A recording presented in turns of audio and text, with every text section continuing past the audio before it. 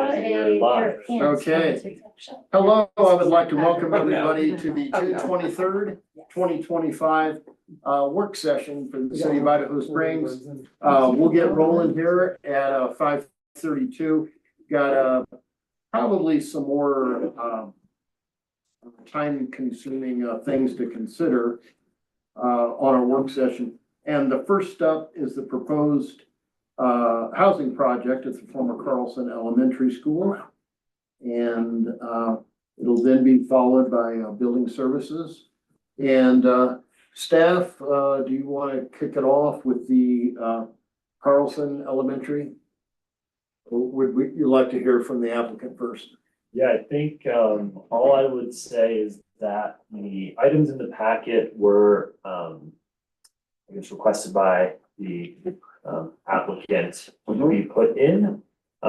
So staff hasn't like done any full vetting of any of the like potential letters of support and things like that. So I wanted to get it in front of all of you for that. I think that's all I'll say. Otherwise, okay, I have something to add near the end, but I'd like to hear from the applicant first. Can I yes. ask, so why is it coming to council before it's ever been reviewed by the planning commission?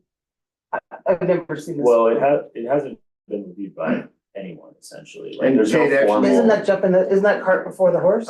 Kate, actually, that goes with what I had to comment on. All right. Because we, of course, need to go through the proper channels, and we have a very good reason for having our planning and zoning folks. Yep. And anyways, that was one thing I was going to touch on. Okay, cool. But you're quite wise and correct in pointing that out, and we'll discuss that here in just a few. But please come on up and let's a good set of documents for us tonight. A lot to consider, and I think every one of us are very amenable to the AMI that is proposed in this. Right. So anyways, please kick us off. Well, I'll start off. My name is Austin Richardson. I'm the Vice President of Development for DW Development. We are based out of Dodge City, Kansas. I'm located in Colorado Springs. I run our affordable housing development in currently about 6 states, and looking to acquire the Carlson Elementary. Our plan is to demo the site and put in 65 units of affordable housing. It'll be a 3-story building, and it'll have some amenities that I can list off, but the AMI range that I'm putting in there is between 30% and 80%. I do have a heavy amount on a 30% AMIs, and that's roughly, I have 21 of the units at 30% AMI. And to kind of give you an example, like I said, explanation of AMI, and I'm not sure if all of you are aware of what that is, but that's something that HUD puts together. And so HUD will designate AMI levels for all counties in the US. And so that as a LIHTC developer, we have to use that for rents, and we have to use that to qualify somebody as far as what they make. I don't know if any of you have seen. We've had a lot of discussion. Okay. Perfect. Okay, so then that's kind of one reason I kind of put a heavier amount on a 30%, because I know that was kind of mentioned. Chuck might have mentioned that at our first meeting, and then when I went through and talked with the county and regional housing authority, talked about that too, of kind of needing some lower AMI units. So just to kind of give you an example, as far as rent, you know, a 30% 1-bedroom, you're looking at $687, and 30% 3-bedroom, you're looking at about $937, and then we take off roughly $115 of that for a utility allowance.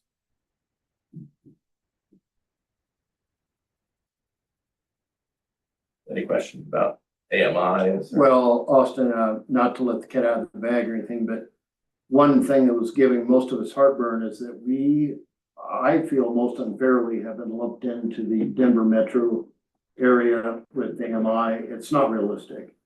And, 100% AMI up here is like higher end of market rate.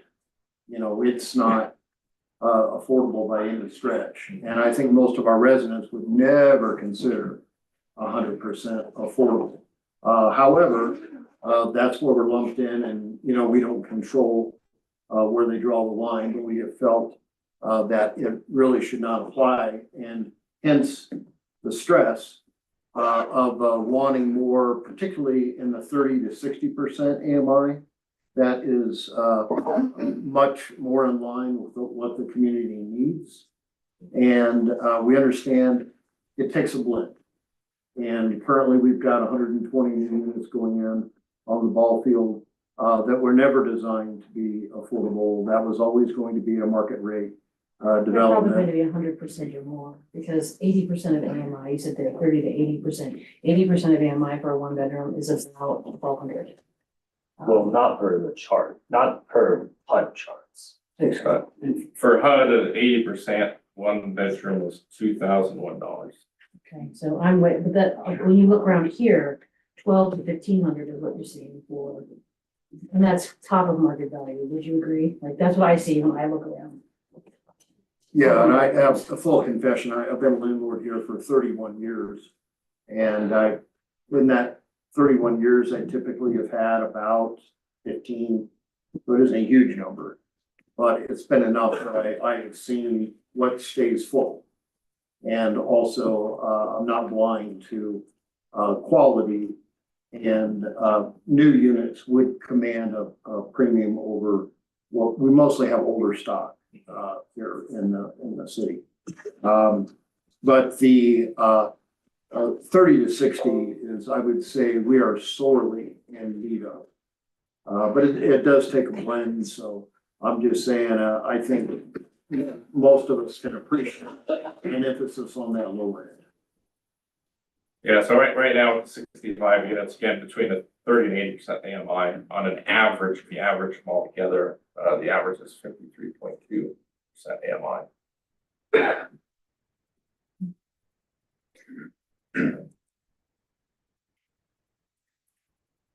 And then, just to kind of give you an idea, the development itself is going to cost us around $25.4 million to develop.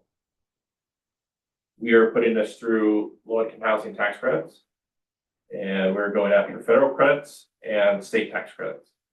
And so on the state tax credit side, we're asking a state for $1.4 million per year. And that gives us a total of about $8.5 million for the development. Do you all know what the tax credits are? Mhm. Okay. So the $8.5 million, we actually only get about 4.7 million of it because it's bought at a credit price. So right now the credit price for state tax credits is between 50 to 55 cents. So the investor will get the, write off 8.5 million, but this development will get 4.7 of that towards development. As far as the federal tax credits, we're requesting $804,000 per year, which totals to about 8 million. And then that is purchased at an 83-cent value. So that's the amount that will come to this development. Right now I have 1 bedrooms, 2 bedrooms, 3 bedrooms. 1 bedrooms I have 18, 2 bedrooms I have 32, and 3 bedrooms I have 15. And so the reason I'm coming to you with the letters that I've sent is for these applications, they're very competitive. And so with that kind of competition for the developments, you get certain points for certain things. And if you don't score a lot of points, you won't get awarded. And so my goal is to get as many points as possible and provide as much information as possible to Chaplain in order to get this project awarded, in order to get it built.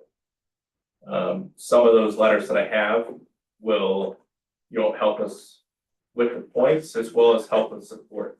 Because with CHAFA as an agency, one thing they want to know is that the community supports the project. And with that comes, letters of support. On the point side, we get points for contributions. Contributions are a variety of different things.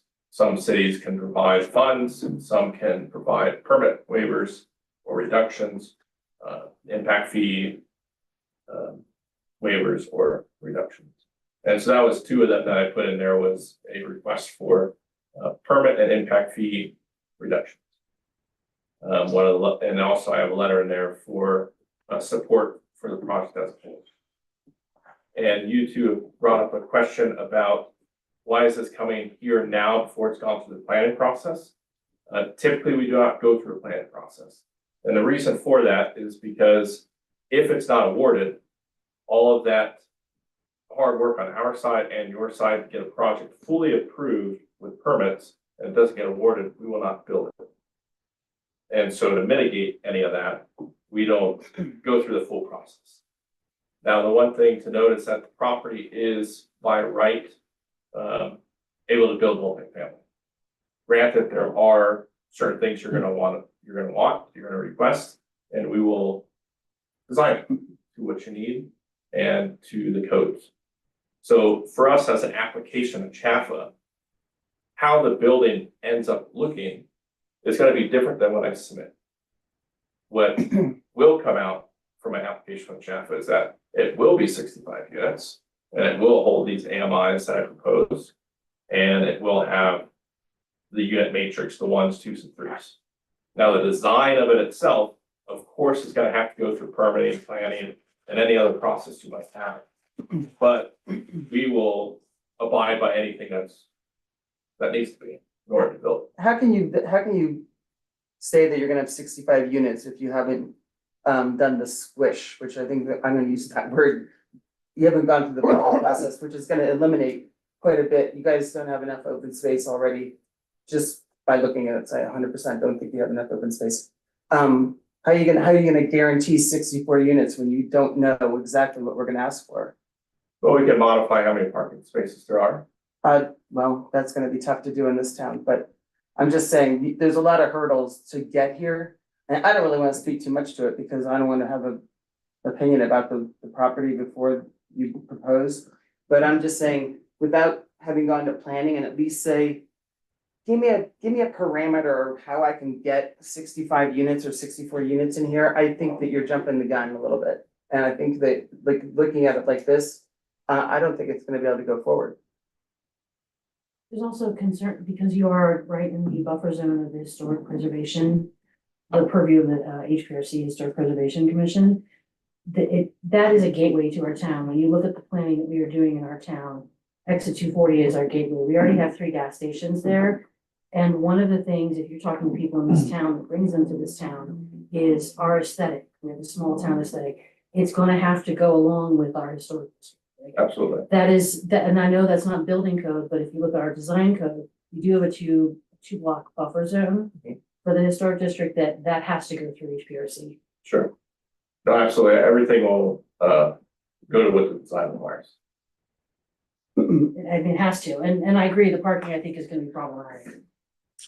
Austin, I think you're probably aware of this. We have granted some relief on permits with one affordable project. Years ago, not that many years ago, we worked with permitting fees with Habitat.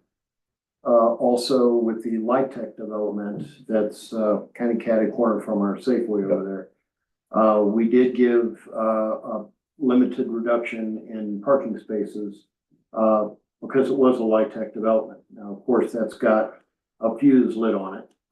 There's only, I don't know, about 15 years left, 16 years left, something like that, Minimum, yeah. where it will no longer be affordable at the market rate. And I would like to address the concern about these letters because I had the exact same concern that Kate voiced before the meeting. And I'm going to suggest that perhaps there is a middle ground which does not derail your plan or hurt anybody. But perhaps the letters could have a modification to indicate that we still need to move some of this forward through zoning, planning, quasi judicial matters. And you know, I would still ask council if they were for the project, but I mean, obviously we would want to hear and we would listen very closely to what our planning folks say, for example. But I think that some qualifier in these letters regarding that would go a long way, because we wouldn't want, and I think this is exactly what Kate was saying, to just charge forward and sign these letters of support just without any of this going through our, you know, our boards. And we really value the input from the boards. But, you know, it just wouldn't be right for us to give a guarantee at this point without going through there. Of course. So those letters are support of the project. And of course, everything has to, you know, be built to your standard, be built to your design. Everything has to go through boards. So it's not even on the financial side. And I could provide you an example that I did in Grant County, where they provided funds for a project. And in there, you know, it states that those funds are available upon the applicant putting the application in and going through the approval process. Okay, that is kind of what I was fishing for right there. So essentially, none of these are set in stone. So let's say I don't get an award, but I want to build this, I'm gonna go back and say, you know, these letters. The letters don't mean anything concrete. They're not legal, they're not binding. What they are is showing chapter of the support. Granted, if we get to the end of the day and, you know, some of that support can't be granted because X, Y, and Z, that's fine. But what it shows me as an applicant to chapter is that the town supports the project itself and will try to provide X, Y, and Z. All right, and anyways, at the conclusion of this, I'm gonna go around, this time I'll just go counterclockwise, and we'll get the feedback from council. But I think you do raise a point about it could be multifamily by right. And we have people that want to build market rate largely in our community. And we have been successful with this 120 units that's going in. But we're coming up short on affordable housing. Really, we were fortunate to get 8 units going in with Habitat. We do have a light tech property. I want to say it's like 47 units, but it's nearly half over in its affordable life. And 53.2% AMI is much more in line with what the needs of the community are. But you know, before we would sign off, I absolutely am glad to hear that you understand we still have to go through that approval process. I'm glad Grand County echoed something similar. Yeah. And I'm gonna go around and get the feedback from everybody at the conclusion, but thank you. Yeah, no, absolutely. I mean, obviously, everything has to meet code, everything has to go through design review, any type of board review. At the end of the day, we have to do what is asked and, you know, what is standard. And for us, that's not an issue. Our architects will design it to your specs. That's what we do on every project we have. You know, as far as the land, it can be redesigned many different ways. It could be 3-story with parking on the bottom floor, and second and third floor will be residents in order to gain more open space. So as far as the design itself, speaking with my architect, we can mitigate anything that's kind of thrown at the property to make sure it hits all those standards. All right, thank you. Dylan or Andy or Guy, would you like to add anything to this project? Well, I think to touch on the, I would say, you know, my understanding of this is like, it is a pretty initial site plan, like you Correct. basically submitted the one plan, right? So at that stage, I would say most projects of this magnitude would go through multiple iterations anyway. So that's one caveat. The issues that, you know, I see as main issues from a planning perspective when it gets to planning entitlements would be the architectural design and complementing the historic district, which will be a key review of the final development plan. Parking, which, as the mayor alluded to, is, you know, River Bends was able to do a parking reduction when they did a comprehensive parking study. And they actually reduced it down to essentially one space per unit. 20 years based on ago. that. Right, Just want to make sure that we have a time frame on that. Yeah, the parking study was done in 2018. Well, when River Bend went in, it was the discussion had been going for a while. And the reason that we were able to do that is we did not have parking density on the east, on that side of town from Safeway on. And we now know that that is no longer something that we Right, have. that's a good point. The code does allow for that parking study to at least be taken into account. And then the other one would be, I guess those were, open space does have a requirement in C2 of 15%. So, I don't think we've done that calculation yet, but like I said, you know, at this stage, I think it's conceptual solely so you can get in for the LIHTC funding. So we've not done a, I guess, official review against code criteria. All right, thanks. Scott, initial thoughts? I'm just echoing Dylan's thoughts there. I mean, it's 65 units and 60 parking spots. We have 2 and 3 bedroom units. How could we have 60 spots for the 2 and 3 bedroom? Not let alone the 1 bedroom, right? I think the parking would be a big issue. I thought one other thing, if you don't mind me cutting in one more time. One thing I did notice, and then I noticed again as I was looking at it, is these units are larger than our minimum allowance, and I'm not for necessarily cutting space out of people's units for the sake of affordability, but I'm wondering if, for example, it shows 2 bedrooms as 913 square feet. Our minimum is 720. Something to consider would be if you were able to design slightly smaller units, could you fit more parking that way? Address the open space. Absolutely. So, you know, I think there could be options to get, you know, to get there potentially. Yeah. So. And I think the one design you're looking at, sir, is the redesign, kind of having the building face Minor Street, which was a parking reduction in there. And that was just an example I sent Dylan when he mentioned about my original real estate building, which wasn't facing Minor Street. I can get 85 spots. So With the same size building, I got 20 spots more doing that, but if I have to design it where it goes along Minor Street, as you know, the property kind of juts to Minor Street, and with that jut out, it's difficult to design it and have that many parking spots. Gotcha. All right, Jeremy, your thoughts? kind of just go through the process, and we work out the logistics of parking and open space. Look at both designs of it. Makes sense. That's not how you make it all fit. Meet your requirement. All right. Janine?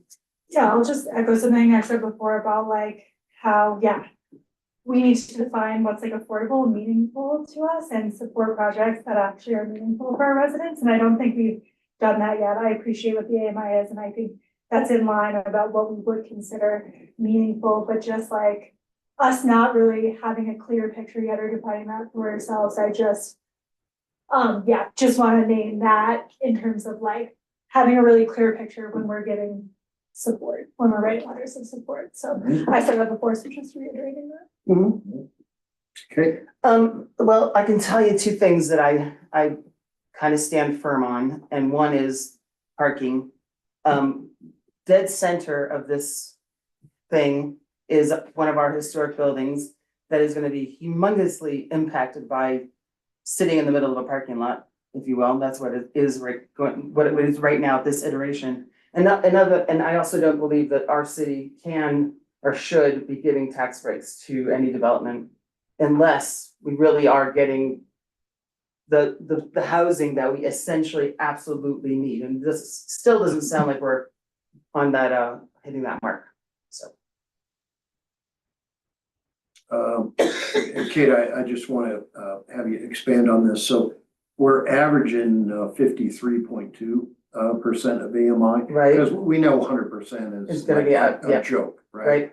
Right, As far as actual. I know it's close, Chuck, but it's still, we have never given, to my knowledge, and I can't go into much detail, but we've never given any sort of tax credit or tax breaks development, am I correct? You generally expect development to pay their own way. Has that Well, not been our process? but you know how like almost nil success we've had at real affordable units. I know, but I mean, let's just say if we're going out and shooting guns, I mean, we've only really tried 3 times. So I think that we still have some times ahead of us, and I really want this project, because of its high impact on this particular neighborhood and this particular corner, to be the best possible project for that area. It is our historical district, and as Lisa said, it's gonna be It's the a first gateway, thing, it's yes, gonna be the so first people thing you see. see when you walk in the door. And the So, only break that I'm aware of. and we have no idea what they're gonna ask for, I'm just saying, there was a statement of some support of financial assistance or collaboration. The only break that I'm aware of is that we had given a break with Habitat on permitting. Right, And we were obligated to spend ARPA funds on what, because we're cordoned into a small area where we could use ARPA funds. And when the water line came in double what anybody was expecting, we quickly decided we were not going to try to use that money to buy down units with the 4 Points project. Right. Because it was something that we had looked at, right, because we thought, and affordable housing for your people is a viable use of the ARPA funds. But another one is, of course, our water line, which I think you said it best. If we're out of water, I mean, everybody is hurt, right? Well, but you also have to take care of the people that are already here Right. versus the people that may be here. Right. That's my belief. You Yeah. have to take care of the people here first.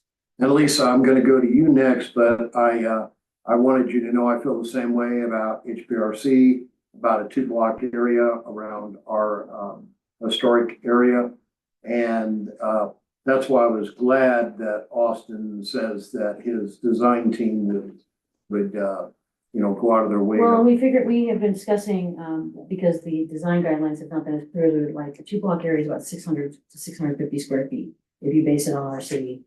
Well, our it's city, like a radius around, around like the each historic block district. is And you about guys are 300. right next to the historic district. Like the Yes. library and the hose house are both historically designated. And Kate has a good point. The library is going to be impacted by having the parking right there. Mhm. There's just no way around that. I am always in support of affordable housing. So please know that going in, I absolutely support affordable housing. I'm glad that the average is 53% and that 1/3 of what you're planning is in the 30 to 50%. Like that to me is how you should come to us talking about affordable housing, not 80% and higher. Yeah. I have problems with some of these letters of support because I feel like I'm not willing to pledge us giving up fees or things that we, I don't want to pledge financial support. I don't want us to give up parking before we go forward. And while you say these could not be held again in legal argument, you can take anything to court. So us signing that is pledging that support. Whether or not it's gonna hold up legally, that could be a judge's decision. So I'm not comfortable with that. I am totally comfortable with the second letter about the LIHTC application. And I am comfortable with the expedited permits, because we've already actually voted on that we support that idea. But I'm with Kate in that I feel like this puts the cart before the horse. I understand that you have to get funding, but you're basically looking for, it's a $24 million project. Is that accurate? 25. 25, and you're looking for 16 million in tax credits. So that's not our responsibility to help you get that. By signing away, we're going to do this and this and this. I'm not comfortable with that. If I could make a suggestion at this point, because I think we all can understand you not being comfortable with that. And at the very beginning, when Kate was expressing, worry about putting the cart before the horse, And I said that actually was one thing I was going to address. I had planned on waiting until Austin was done, and I was gonna raise the same thing with these letters. It seems like Grand County probably did it the right way where it's pending. You know, they're signing these letters of support, but it's still pending on the variance committee or planning and zoning, the design team. And I'm just wondering if perhaps between staff and Austin, they can come up with some kind of a compromise that will work, where we're not out on some legal list turning it off behind us, you Needs to know? go through Carmen. Well, that actually is where I'm getting a lot of this. I think it's something that we can experiment with, we can look at, and maybe we can get to a comfort zone that we all can agree with, but not be in some kind of a legal limbo. But we've done this before, we've written a letter, a non-binding letter, and the letter says it's non-binding. We support your project going forward. We don't necessarily have to sign every single document that's in there, but we support your project for sure. This is what we've done so far. Idaho Springs has done these things. And this is what we kind of expect for the next stages for the applicant. And I don't have a problem with signing, you know, saying, yes, we're for affordable housing. Please come to us with your plan. But I'm not gonna sign off on things that, I don't wanna negotiate this, whether this was, legally binding in the future. I will say out loud, I support the project going forward. And if you need me to sign something, I certainly. Well, will and do that. that's why I'm suggesting that staff, which of course includes Carmen, we come up with some kind of a compromise. Obviously, they have done this before with another county. And it be something that we can all live with. If we don't get there, then it doesn't happen. But I think that we might be able to get there with staff in Austin working together and our legal team coming up with something where we're not in some kind of jeopardy. Is And this letter certainly- asking for a binding financial support, or is it asking us that we are willing Well, to there's make a commitment There's to 5 letters. financial? there's a support? few, yeah, in the packet there. You know, And certainly a testimonial from Grand County would be helpful to sway council, I'm sure. If there was letters of support from the government in Grand County, I'd be happy to read those. And if I, had time to discuss how it went down with the planning department or the council. Yeah, I mean, I could send you those letters. They're from the town of Granby, and they're from the Fraser River Valley Housing Partnership. And so those letters will show, and again, I'm not asking for all these things, but their letters, they have a letter of support. They have a permit fee reduction. I think the town of Granby gave, it was 900,000, and the Fraser River Valley gave 1.3 million. And then there was an agreement on property tax exemption. Again, that was that project in that scenario. This is different. First, I want to say, I'm not asking for all these letters to be signed. I'm not asking for those exact letters to be signed. They are templates. I kind of have a standard template that I go to every city council meeting. Some cities just sign it as is because they're happy with that. Some send it to a legal department. Some just want to modify it. I'm happy either way.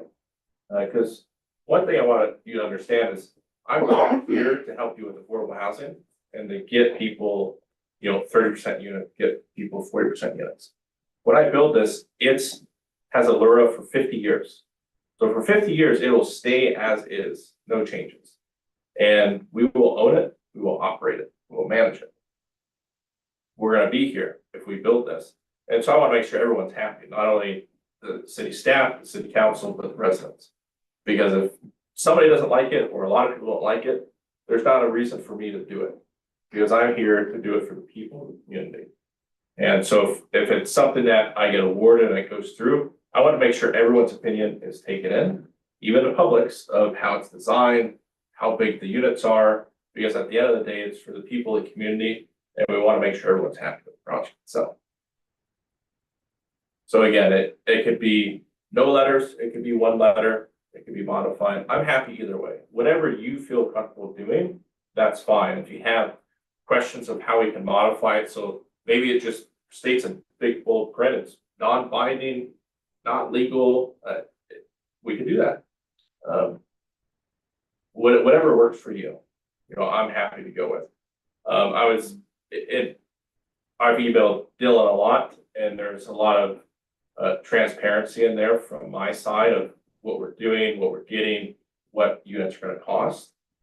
And so I was being transparent of, okay, here are letters in which if I get this letter, I get this points. If I get this letter, I get those points. It's like I said, it's a very competitive round to go in. There's roughly 30 developments going in, maybe 10 will get awarded. And so the more I can show support from a city and from a county and from a nonprofit, which I'm getting those other two, then the more Chaffel looks at it as, okay, this is not only needed there, but everyone's in support of it. Okay, they're really trying to get these extra points here and here, awarded. Where I could go in without any of that, but it won't look very good, and I wouldn't get awarded, and that doesn't help anybody at the table. So just to be transparent, that's why I'm asking for those things. I don't need them all. And I can provide you with why I'm asking for those certain things, to kind of show you whether it's the points or how Chaffel can support. But just being transparent of why I'm asking for it. And I would like for us to give it a try. See if we can modify this to a point where we're all happy. Full disclosure, I myself had done a couple stints on our historic preservation review. That's where Lisa is right now. I know exactly where she's coming from. We need to alleviate those concerns. Kate has done about 16 years, I think, on planning. So she has very good information about what they're going to be expecting. And actually, Janine is also director of a nonprofit. So we can appreciate, your effort on all those fronts. But I'd like to see if between our legal and staff and yourself, if we can't come up with some wording that we can all live with and we think is very reasonable to address these concerns. Absolutely. Anything further from council or staff? And Austin, did you have anything further to share with us? No, nothing further. I appreciate letting me have this meeting with you. Well, I thank you, and I think if we can get there with these concerns being addressed, it being a project that blends well with our community, I think that the numbers are something that we've been looking for with truly affordable housing, not this 80 to 120 AMI stuff that just does not fit our community very well. So I want to thank you for bringing a chance for us to look at this and work on this. And we'll see if we can't get closer on those letters. Sounds great. Well, I thank have you all. one question. Yes. What is the deadline for the letter of support? So the deadline would be August 1st. Oh, okay. That was a good question, Andy. Thank you. All right. Austin, thanks a lot. I'm sure we'll be talking very soon. I appreciate it. Thank you all for your time. Next up, I would like to invite the folks from Safe Build. Welcome. Thank you for coming. Please come on up. We're going to talk about building department services.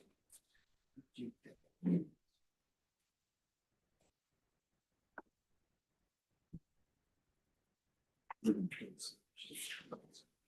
evening. Hey. And staff would or Guy, do you like to kick this off? Sure. Thank you. This evening's discussion is ostensibly about an IGA for building services with Clear Creek County. I think you can take a step back and look at it in a different frame, and that is a private contractor method for providing building services versus a public-private partnership method for providing services. And I've asked Wonder to be here and Dylan's here. They're the end users and the primary contacts of whatever direction you're gonna go. So if you want the advice and input, they're here. In the packet I've given you, you have a couple documents. You have my cover memo. You have a draft IGA with Clear Creek County. It is designed as an IGA, the reference Exhibit A. You have the current Safe Built contract from 2015.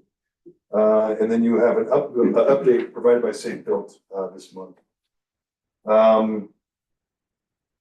When we got into the exercise of negotiating an IGA with the county, one of the things that a fundamental question we asked early on, and it went through several iterations and back and forth, like a tennis match in a groove, basically. But anyway, is the city relinquishing control, or is it essentially just contracting for services? And that was one of the big things that we wanted to know. And I came from the viewpoint of we're contracting for services. We don't want to relinquish any rights or responsibilities or privileges that you have as a municipality. So when we got into this contract, that was one of our guiding principles, and that did kind of shape where these negotiations went, and it ended up with this document. So what I've done is kind of a comparison table. I can just run through some of the highlights, and then I'd be willing to take any questions and discuss this further. I go through a bunch of categories in the comparison. I'm not going to touch on all of them, but a few of them I would like to point out. For the scope of services, they're basically both providing building department functions. The county is not going to do electrical inspections. That will be with the state. The inspection days and conditions, Safe Built now has moved to a Monday through Friday format. So they don't ever do 2 days a week or 3 days a week. They are doing it 5 days a week. And then the county would do the same thing, obviously, with holidays, inclement weather, staff training days, so on and so forth. The staffing and expertise level, Safe Built does have, since they serve so many municipalities in the state of Colorado, they do have a broad inspector pool, including electrical. And so they do have backup officials that can sub in when something happens and keep our development class on schedule. The county would be county staff only. They don't necessarily have a backup pool that's specified. They have their groups of people. And then again, they don't do the electrical inspections. For code enforcement, Safe Built would actually do the full code compliance support, including stop work notices. The county would be limited to documentation education, but the city would be handling the enforcement actions and the court processes. The fee structure, as you're aware, Safe Built, we have an 80-20 split. They retain 80% of the fees. The city receives 20%. Further in this memo, I'm going to discuss what that breakout actually looks like in dollars. An agreement with the county, the proposed IGA is the county collects all the fees and keeps their share except for the city's share, which would basically be our tax and time of our staff. They would be able, now that transaction from them to us would be digital versus SIPA, the state's internet portal authority. And so the actual physical transition of funds is not an issue, but we would not be, they would get basically the full cut.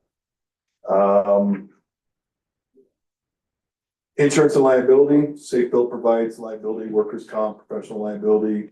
They indemnify the city. With the county, both parties would maintain their own coverage. There would be no cross indemnification, as you guys know, government cannot indemnify others. The termination clause with Safe Built, it's a 30-day notice by either party. The county, we fluctuated between 90 and 120. They would much prefer 120-day out so that we could be able to find services, all those things. The contractor licensing is an issue that I think deserves to be fleshed out a little bit. In the draft that you see, I pulled it out. It is something that they want in. And that is that Safe Built would recognize the city issued contractor licenses. The county would require that all contractors be licensed with the county instead of the city. So that's an issue that I think is worthy of discussion.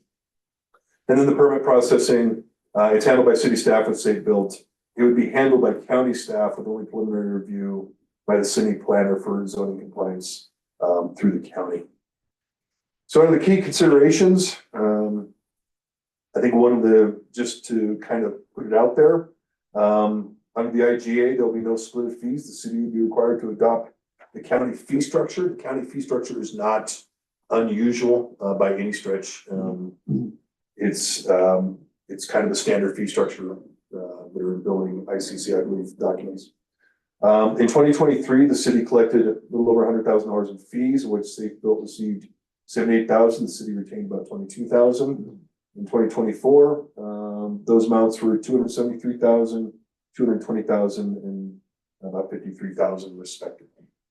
That money does go into the. In 2024, was it still 2 days a week that we had inspection services? I believe it was. Okay. I believe they start, beginning of the year is when you went to 5 days, I believe. We had a meeting here, I believe in October, and that's what we discussed opening up to 5 days a week because of your large projects that you have. Yeah, Safe Build does have, if anything happens and the bus goes into the river, they do have support staff that they can pull in from other places to do the work. You know, and some days people don't want your bus in the river, other days people do, but that's what you're building it for. The software access, Safe Built has kind of full integration and customization. The county would limit it, but that is not necessarily a bad thing. It's because they're gonna be doing a lot of the work. So we would have to be able to see what they're doing and be able to get in it for our records retention. So I wanna put that in there, but I don't think that's necessarily a horrible thing. And then again, the licensing for the contractor. One thing I want to amend in the first line of the contractor licensing comparison, I said for Clear Creek County requires contractors to be licensed directly with the county. They do have reciprocity. So if you have a license with a municipality that they recognize as a license that they would approve, you have that until you get a county license. You have a finite window, but they will allow you to do work under that permit. You can see the insurance requirements.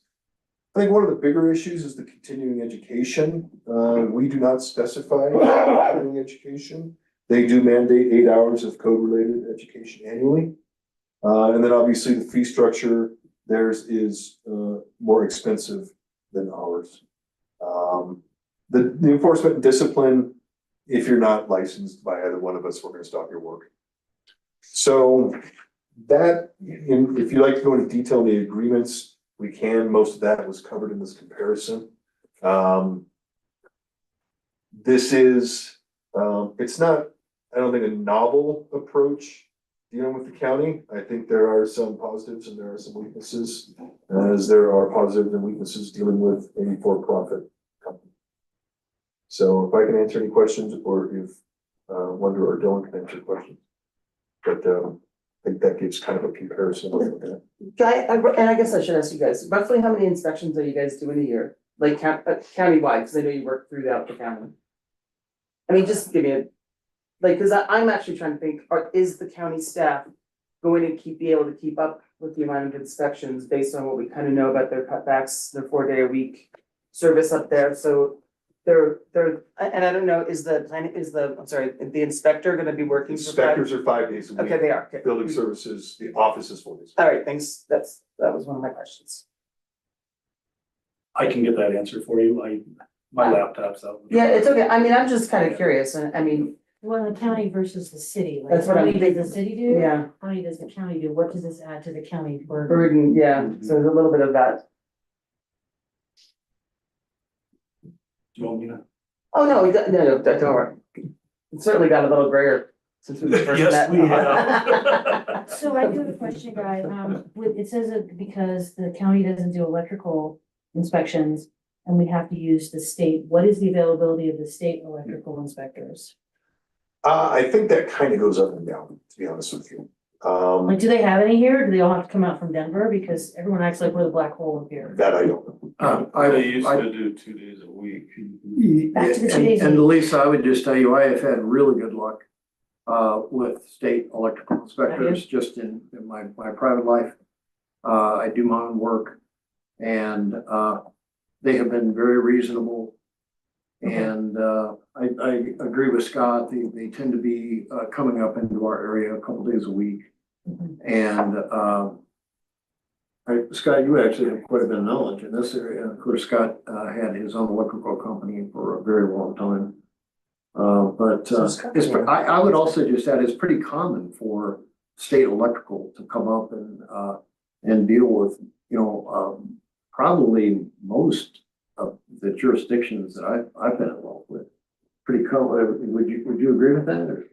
Oh, yes, yeah, the state requires either that the state electrical board is covering your inspections within the state of Colorado, or you have qualified people. And myself being a licensed electrician in Colorado, I've been a state qualified electrical inspector and most of our staff are. So your electrical inspectors are licensed, all of them, or Required to be, and, yeah. Yeah, so they hold a Colorado journeyman license? or higher. And you're inspecting electrical 5 days a week instead of the 2 days like the state might? Oh, yes, currently, when we move to cover 5 days a week, that covers all inspection. So will the electrical inspector inspect the other building aspects, or the electrical just does the electrical? So you're like a all-in-one. Combination, yes. That's That- true. Most of our electrical inspectors are combination inspectors too, certified through SEC. But then you have other ones that will inspect buildings that aren't electrical. We do have, yeah, a combination of. And I pulled up community core as we were talking. I didn't pull up all the inspections, but for the last 3 years that I looked up, we get about, give or take 100 permits a year. Not, some of them are just like one-stop water heater, things like that, and some of them are like the Argo and probably have 500 inspections themselves. But I guess gives a little sense of like, the one year that was the highest was like 130. Last year was only like 97 or something like that, of like the number of permits. Thanks, Dylan. I mean, and so I gotta just speak to the elephant in the room. I mean, obviously, there's a reason why we're negotiating like right now, right? So looking at the comparisons, is it gonna cost, does it cost us more to stay with Safe Built, or does it cost us more to be with the county? Let's go to the financials right up the bat. I loathe to ask this question back. What do you consider cost? So let's, in the revenue side, you're losing money. With Because you With which make one? revenue, which one? With the county. With the county? with Safe Built, you're making 20% of whatever they bring in. Okay, That is going to your general fund, okay, right? So in dollars and cents, you would be losing money. As far as services, I think basically all things are considered equal, except you have the kind of rubs that I see are, the building, the general contractor licensing. sure. I see the availability of backup if something Right, goes wrong. goes wrong. Continuing education, making sure that they're up to speed on, Well, that's one part, but if they have somebody resign or is sick or anything, that they, Safe Built can pull from other people. I know, but that's just one of their qualifiers, that they expect you to be re-educated, Yeah, the county does. Yeah. The county does. I think those are kind of some of the biggest ones that I see. In terms of cost to the citizens, it's slightly more expensive with the county. It would be more expensive with the county. To the It, actual citizens. not a huge Yeah. amount. We really worked hard on trying to do the one-stop shop. There was a point in time in negotiations where we said, well, we don't want to handle each other's money, right? right? So, but we figured out a way for that to happen. We modified language. The first agreement was leaned rather heavily into, municipality will adopt county's code version. We softened that to, we'll try our best, but we're not tied to it. I guess the other thing is that I've never personally met one of the county inspectors, so I mean, I don't know how that relationship looks like to the residents or to developers. I mean, I know that that's always been a concern. I mean, let's face it, these guys are about as popular as the parking authority, so. Sorry, guys, but No that offense, is, but- you know, But yeah. Absolutely true. It's absolutely true. So, I mean, to me, it's like, what's gonna come out in the wash? Like, who's gonna be, the most popular girl on the block? It's like, well, the other thing is, and I've been doing this with the parking, like, I need to be able to explain to my constituents who are like, hey, what's going on? Like, I thought that we were not on good terms with Safe Built, and now you guys have renewed the contract. Can you explain, like, I need to be able to explain to them, What's why this is different? not a bad thing. yeah, and So it's for the betterment, like, I personally have had no problems with Safe Built, but I've heard from a lot of my constituents who have not been real happy with being some of the inspectors, so. well, But the other thing is the oversight. So you say here that, the county,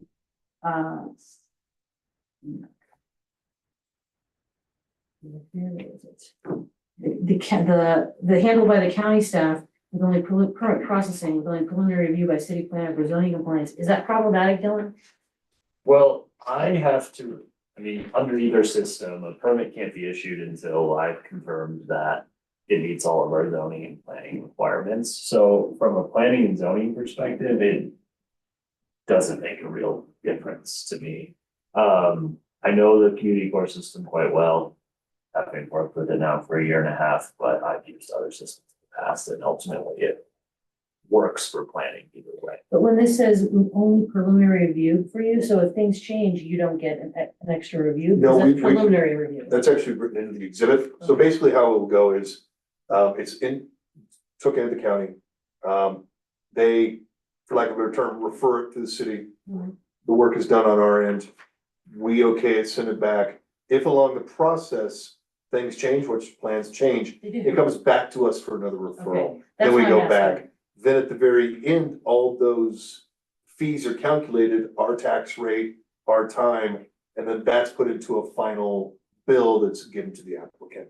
After that, that money's separated out, moved to us electronically, and then the county would, do the issues. I think the preliminary review, I think, is to say, well, did someone submit something without going and getting a COA, for example, for a historic building? And if so, then, no one should be reviewing this anyway. It's kind of like the initial preliminary safeguard against like a building plans examiner from like doing a whole plan review and then us saying, you can't do this at all because we're never gonna allow a swimming pool on the roof or something. Historic district. Is this still allowable for a homeowner to do their own work? I know they have licensing requirements, but it used to be that homeowners could do their own work, right? That's state law. They can, state law, with electrical also, right? Yes. Yeah.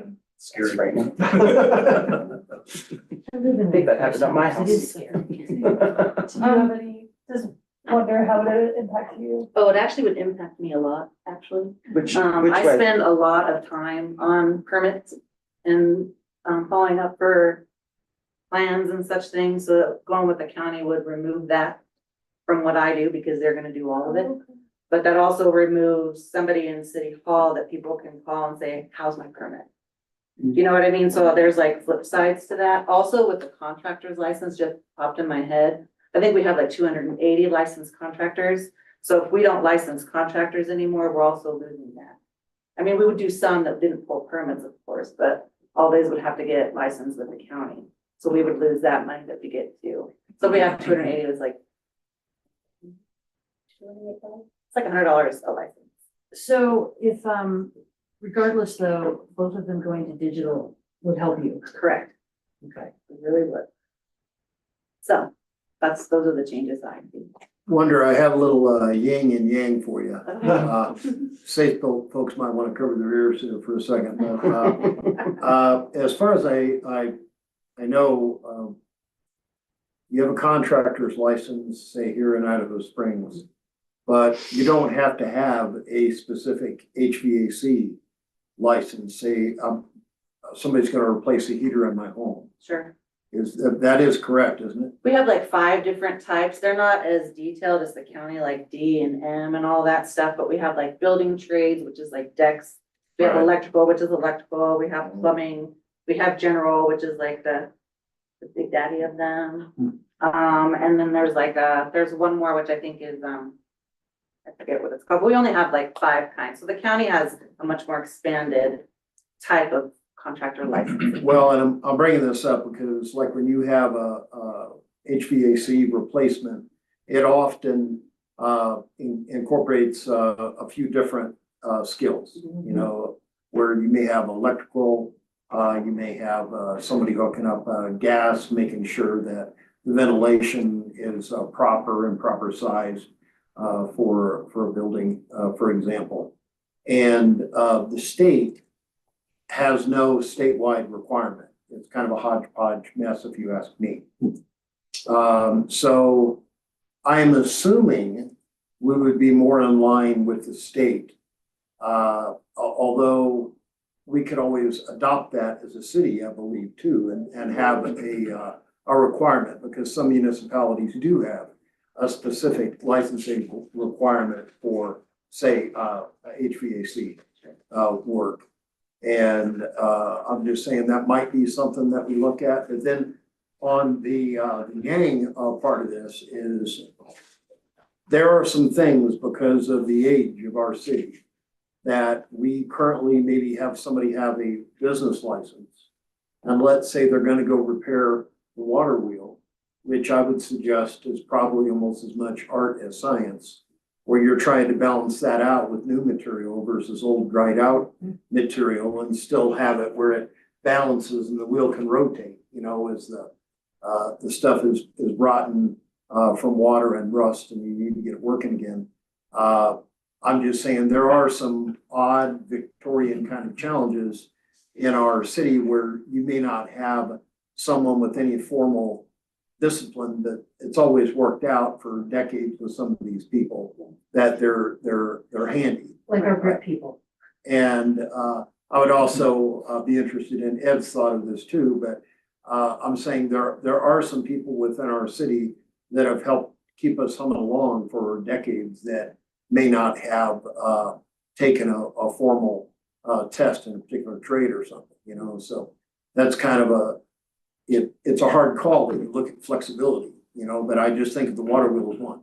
But those unsaids that you just said, can get insurance and have gotten insurance to cover the city while they do that work. So that is really like a contractor, you know, they get the liability insurance to cover the city while they do city work. Business licenses don't. One thing I'll point out is the county adopted their contractor licensing program half a year ago, December 24th. Oh, okay. So it is relatively new. Yeah. And like guys, you pointed out, of course, they'll all be county licensed people if they want to do work in the city of Idaho Springs. If we go with county. Yes, thank you. But the reciprocity that the county allows them to work here under whatever their reciprocity licenses are, but they still have to get county licensing. Eventually they have to get a county license, yes. They're given How a long grace is that period. eventually? I'm looking, I think it's less than a year. Less than a year. And I just want to point out, not all counties have reciprocity. So if you had an unlicensed county, and this actually is a good example with HVAC, let's say Lincoln County did not have a HVAC type of licensing requirement, then that's like a non-starter. There's no reciprocity just because you could do work in Lincoln County that they would let you do work in Idaho Springs. However, if say Jefferson County has HVAC licensure, then they would more than likely give reciprocity here in Clark Creek County. What's your thoughts, Ed? HVAC is kind of a different animal than doing electrical work. So you go to do like a heater, and you're doing like a single branch circuit, usually dedicated to the heater. You know, an electrician is gonna be doing like small branch circuit. They're gonna be doing like grounding and bonding.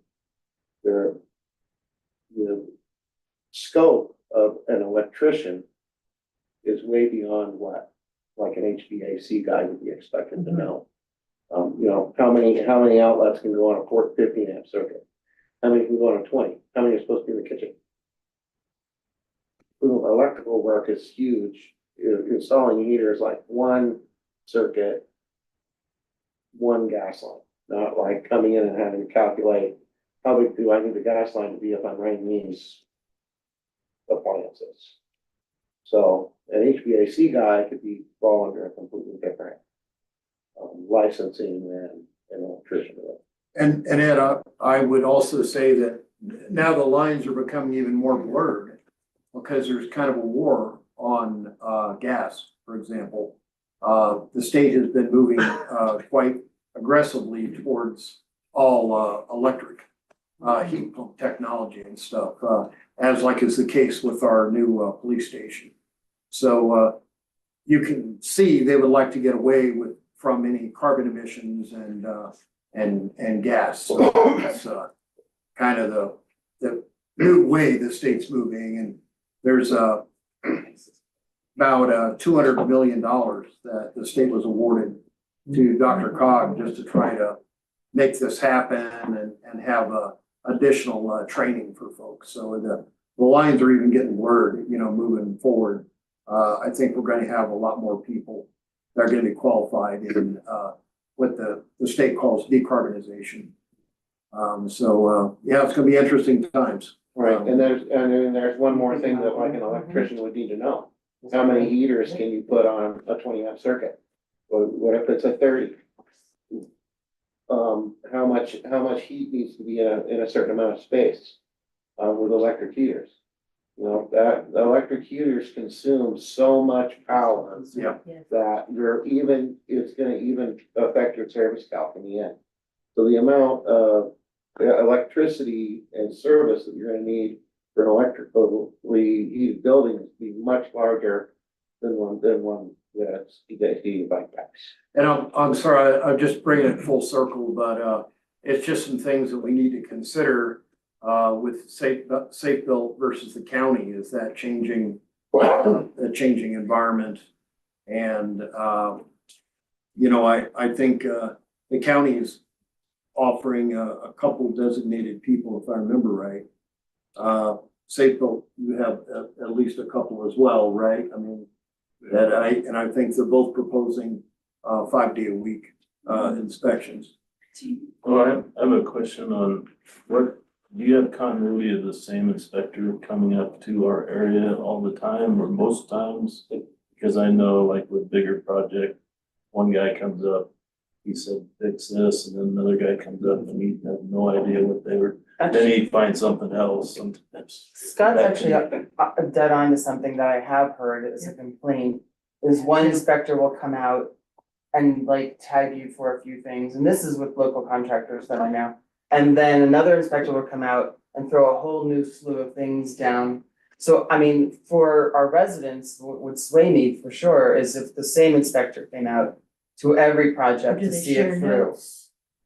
Even if they did, it would just, I mean, to me, it's just like that continuity, because some people really understand, like Chuck was saying earlier, some people here have, like, they might not be like educated in Victorian houses, but they know the quirks of these little houses. So they have like sort of a speciality where I'm sure on your staff, So they I worked would up here a lot. say that's not that the second inspector had found something else was wrong, but it's problematic when you're a builder or a contractor trying to do a project, they come out and fail you again, it just delays the project. Well, what I was saying is actually something that I had heard from people, like, so now they've finished the things that you It's asked them to do, frustrating. and somebody else is saying, no, you gotta do these things Yeah. too. So it looks bad for the contractor and the resident who's trying to get a project done. And it slows the project. And it slows the whole thing down, which we hear about on Facebook constantly, how long things take. We do, and I would love for the two of you to comment on this, but I do just want to pile on because I agree absolutely with Lisa, Kate, and Scott. One of the criticisms, and I don't want to beat up on you too bad, because this could also be a criticism that is thrown at the county, is that, and again, we just don't know with the county. We've never contracted with them as far as I know. But I know a lot of our residents are frustrated because they have such old buildings and perhaps they're trying to make their building more compliant than it ever was, and they feel like,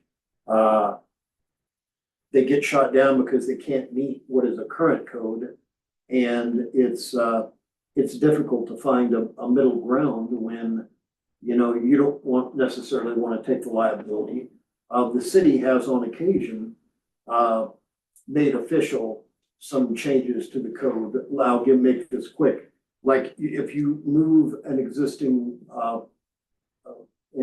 historic building within the city limits, we say that, yes, it has to meet the structural integrity aspects. It can't be a dangerous building, but you don't necessarily need to meet the latest and greatest environmental insulation values and walls and ceilings, but it never existed in the first place. Right. But you perhaps needed us to do that, to recognize that there is a modification and an out for that particular individual wanting to save an old building and move it. So I'm sorry if I'm getting a little too long-winded. This is part of a criticism that we have heard a number of times from both business owners and homeowners. And I'd love to hear your thoughts on that. Sure. Can I end with that? Because I heard a lot of stuff tonight. Well, actually, I was gonna ask to kind of remember what check, so I wanted to ask how you all have found working 5 days and what you all see as the benefits of this renegotiated contract, both for yourself and for us. He's the director of operations, so Yes. he'd be able to answer that better. We're building official back there. Right. Wasn't sure I could add anything, but Yeah, as I've sure. been listening, I can't. How are you? Good, how are you? Nice to meet you. Good to meet you. Go ahead. So, yeah, if it's working for you, it works for us. I mean, that's Safe Built's motto out there. We partner with the community. We're like one of your Vendors or. You're our neighbors. You're Yeah, like you are our but neighbors. just the partnership, you know, if there's like complaints out there, we wanna know about it so we can fix it. I mean, that's the biggest thing. If we don't know how to fix things. I will look into multiple inspectors. I do have a report so I can see how many people do touch your community in a given month, a given quarter. So I do have that report. So I can get that to you later time. You're not relinquishing control. I heard that brought up. We work for you. I don't know how many times when I was a building official back in 2008 through 12, how many times I was before council taking direction. So if you want something, if it does need minimum code, if it doesn't need minimum code, then we gotta get attorneys involved. How can we do this? Is there another way to get around? Does it meet the intent? You know, it's just a discussion. There is an 80-20 split. You do receive 20% of the fees. We don't keep any of the taxes, use tax or anything like that. We don't even collect. The only things in our system that's put to where we collect would be building permits and plan review fees. And then I guess we've got code enforcement. Contractor license was brought up because that's what you guys wanted back, I think in 2010. Brought that up. We started initiating contractor license. Because we saw a problem. Unlicensed contractors in the city. Yeah. And yes, 2003, 2004, there was a lot more revenue, a lot more building. But before then, and then I foresee after all the building's done, it's gonna go back to the $30,000 to $40,000 a month. You know, that's what, if you went all the way back to 2000. You would see that would be the average. County does say they give their people 8 hours annually of continuing ed. That's awesome. We require every one of our employees to take 20 hours a year. And we also have a QA QC program on our inspectors and on our plans and incidenters twice a year. We take that to heart. We want to be able to improve where they miss it. So those are the things that I wanted to address, kind of listening. I wish that was in the report online so I could have seen the county's report or comparison, but anyways, it's and then also what's huge is the state electrical inspectors. Yes, they're good. But you're gonna get 2 days of service. You can request 3 or 4 days, you're not gonna see that in all the communities that we're just going into, or there's a community that's just so far away that we just do plan review and then inspections. I believe the county does not have look at their certifications of their inspectors. Their building official MCP. Yes, top, all the certifications out there. They have a plans examiner and a residential inspector. None of them have, except the MCP, plumbing certification required by the state. Cannot touch plumbing inspections of the residential, you gotta have the residential certification. For commercial plumbing, you gotta have the commercial certification. So that means that building official is gonna be coming out and doing all the plumbing inspections, and that his inspectors are his plans. So I just wanted to throw that out there. When he was telling me that you guys were having a work session, I mean, it hit me. I mean, when I started with Safe Belt in 2007, in 2008, I became the building official here. Love this. And if there's some things that you want to see changes and stuff like that, let us know. Because I think before that, you were with the county. I can't remember, I came on in 2008, that's when I started. There was a reason you left. And then two is if you don't know how the county works, call some of the contractors in the county and just see how they feel the county's doing. Well, we've That's had it. our own official in the past before, right? I was on planning then, Bonds. and I was Yeah, going we had through, I some was being cities mentored that by don't Bill, know. so I don't remember Bill Mayer. I take pride in this company. I've been here 18 years. Another question I have are you guys available for questions when a contractor has questions? Are you available for an hour in the mornings or, cell phone, Yeah. call people back? All of our business cards have our cell phone numbers. And you All the usually inspectors. check messages a couple times. I have within 24 hours, but I tell everybody. at the end Within of the day, 24 hours, you get back to questions. Yes. And along the same line, one of the things that we encourage are consultation. We'd rather set up a consultation, either the homeowner or a contractor, than come out and fail an inspection. You know, so if someone just has questions, we're happy to send the appropriate inspector out, or I can come out. We would rather do that than fail an inspection. So you come out without a fee to consult with someone? We come out without a fee, we have a conversation, we walk the job site. We don't make notes as if we were performing an inspection, but we do point out the obvious things and try to answer questions. Too specific, I mean, if it's happening every week with the same guy, It's the same person. Yeah. That's actually a good thing, because we've started doing that with HPRC, and I think that has really brought down our level of controversy as we move forward with projects, I think. Like outlining the expectations Yeah, we meet with before, people before they actually start anything, before they do an application. I think it's brilliant. Like, I think that's something that if you're willing to do that, that needs to be something that we share with the community. Yeah, that's something. Because they don't know that, I can tell you they don't Oh, know okay. that. Well, and I can look into it tomorrow. If it doesn't exist now, one of the changes that we recently made is on every permit type, we've added a line item that says consultation. So it's obvious to whomever has access to the community for it. Oh, I can just schedule a consultation as opposed to an inspection. That would be And- great. Yeah, I've hit the Okay. snag kind of thing, Yeah. is that what you're saying? Yes. Well, Okay. even before, like, if you're like, I'm about to get a new water heater, and I have to dig out 47 things. I'm never having any, that's in my head. I'm never doing anything. I'm glad this was asked. I did not know that. Yeah, well, Yeah. and we actually have a program that we can do consultations with, and all of that. Yeah, that's We have a brilliant. remote video inspection program, Oh, see, that would be even, which that we would be could cross even over and do better. consultations with. If a homeowner, I wanna change my water heater, we can set up an appointment. It's a live video feed, so it's a live video feed, so if a homeowner has a question, So guys, Yes. I'm gonna interrupt you, because I know we're running out of time. oh, sorry. But let me just say something, so you just said 3 things that none of us, to my knowledge, knew that you did, right, which is huge. I think what would go a long way is somehow through the city, that we get information like that out about you, like, I mean, Okay. again, parking authority is coming around and doing things a little differently because of feedback that they have gotten, and they're fairly new.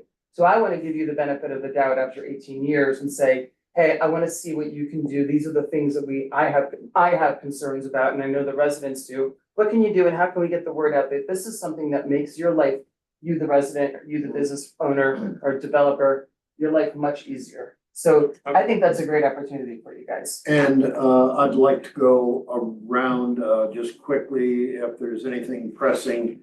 But if we could just be brief, because we are running out of time. I ask one more thing. So some of the things, it's hard to tell black and white with inspections sometimes. I mean, there's variances and different things that happen.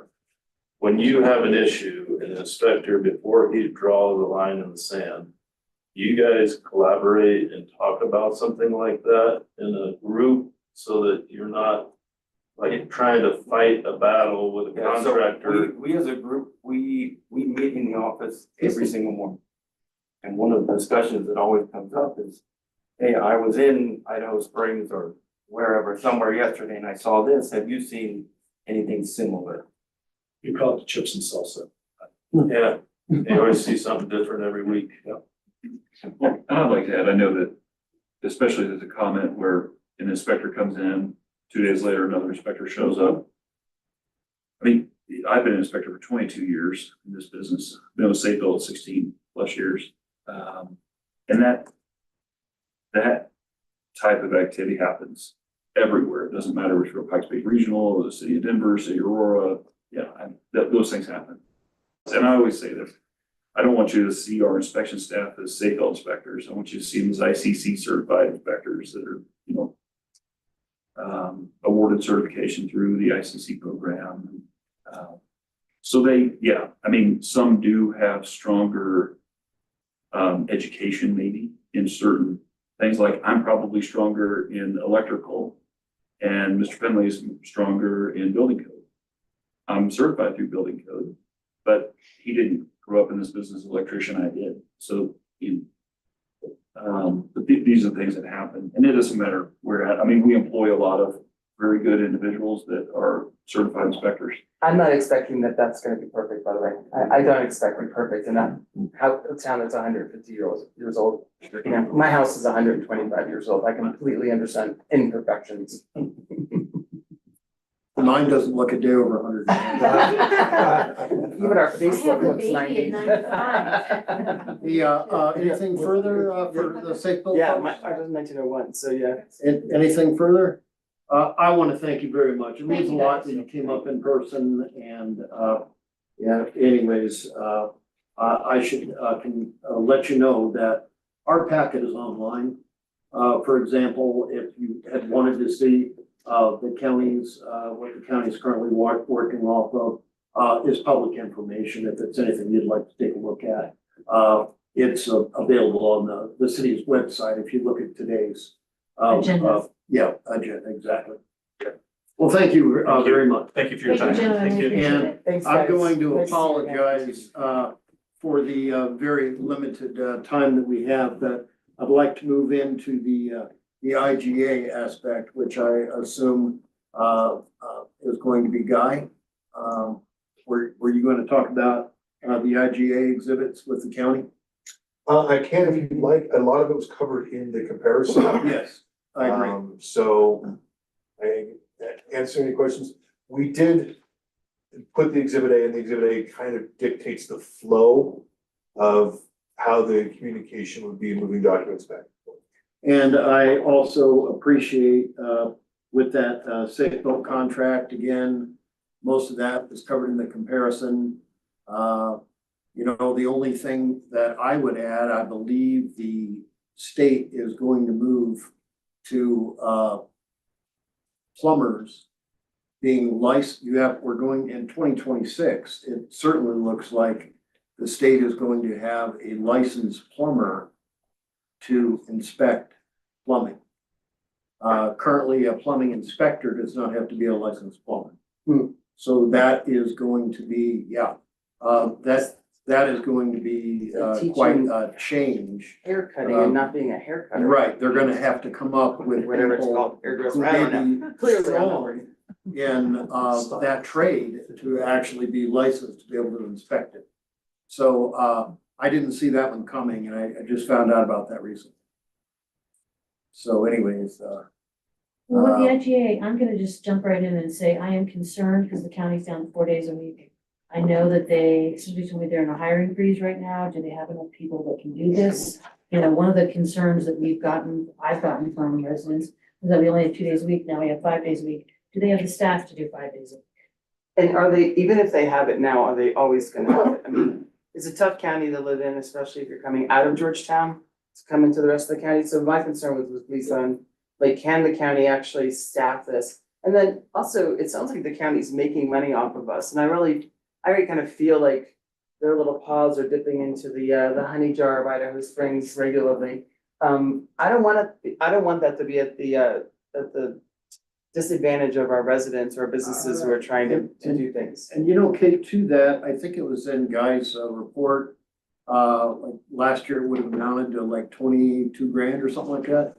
For at the 80-20 split, correct? Yeah, I know it's not a lot of money. well, I get it. no, I mean, Plus still. the 100 licenses, That's some of that, In that 2023, the goes to city them, collected not to us, 100,000 by the way, and split so that that's- 80-20. that's what you're saying. $28,000. Yeah, that's going to them. Yeah, that's Yes, for just the contractor. that's 300, because it's 200 plus 150 for their licenses from the county. It's only 100 from us. So- So the county like automatically makes. They're charging the consumer more and we're getting none of that, right? And, And they can- And the trade-off being your staff time is But the Just trade-off consider- is exactly, considerable. I get it, so that's the trade-off. but they are going digital, so there should be a little bit, Wendell, you know I love you to death, honey. But there should be a little less, hopefully, on your plate with the digital service.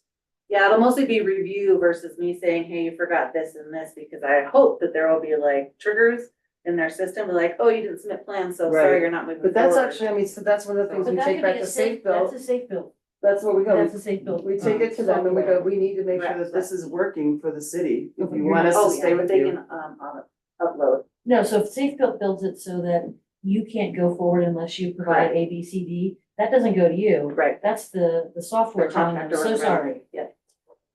all right, I'm gonna apologize in advance. We're probably gonna go just a little long in the work session. Chief, well, and I should say, does staff have anything further on the, either the Safe Built, contract or the Clear Creek County contract? Just want to add, I double checked on reciprocity. I confused it with another section of their code. Holders of equivalent licenses in other jurisdictions shall be granted a license via reciprocity to allow persons and firms from other jurisdictions to obtain a contractor's license based upon such persons or firms licensure in such other jurisdiction. Minimum insurance requirements shall be demonstrated. So they don't have a time limit. I apologize. That was another section. Okay. But certain jurisdictions, they will take their license.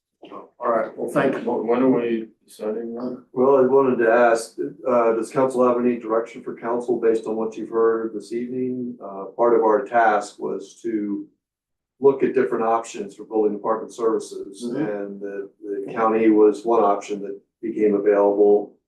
Safe Built is another, and we've been with Safe Built for quite a long time.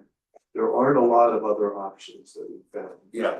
So really, I think, am I gonna say we're down to our best option? And I think that's kind of why I phrased it as private contractor versus public-private partnership. Gotcha. Is private contractor is gonna generally operate those same things.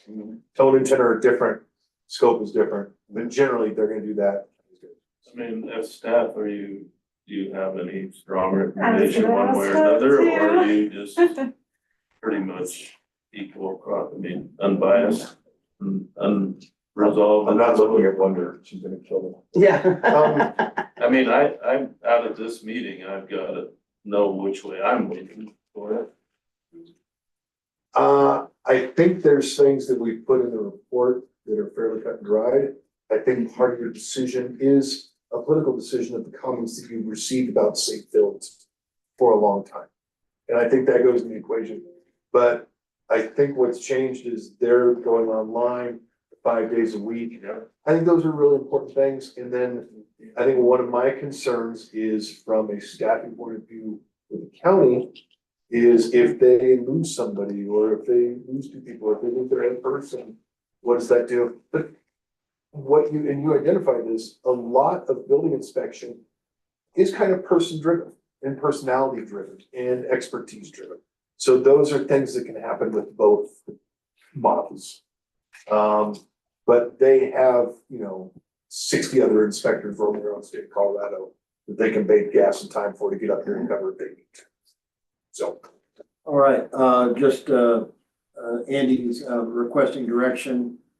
Janine, your thoughts? Yeah, I mean, when I read it, I thought going with Statesville seemed like the better choice, and I think this more or less supported that. I could kind of see both ways, but.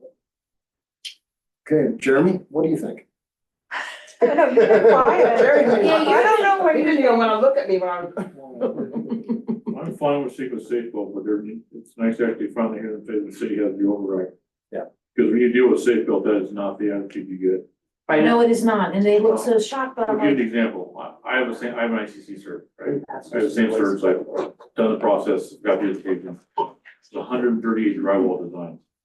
Wow. Right? That meet criteria for fire resistance and stuff like that. I spent a month fighting with them on station 2 and still lost, and we doubled the drywall expense because we couldn't win the argument with the inspector. And it's written in English. It's the same book. So I mean, So as long as we can avoid that in the future, and we have some way around that, because I guarantee you, she's gone through that 12 different ways with this project across the street. It's infuriating. so Jeremy, you bring up a good point, and that point is that, okay, you just said it, we've hit a wall with Safe Built, even though we think that we are completely compliant, is that what I'm hearing you say? Yeah, I But can like, argue now you gotta come 40 in, different ways why that's the engineering design is correct, yeah, per code.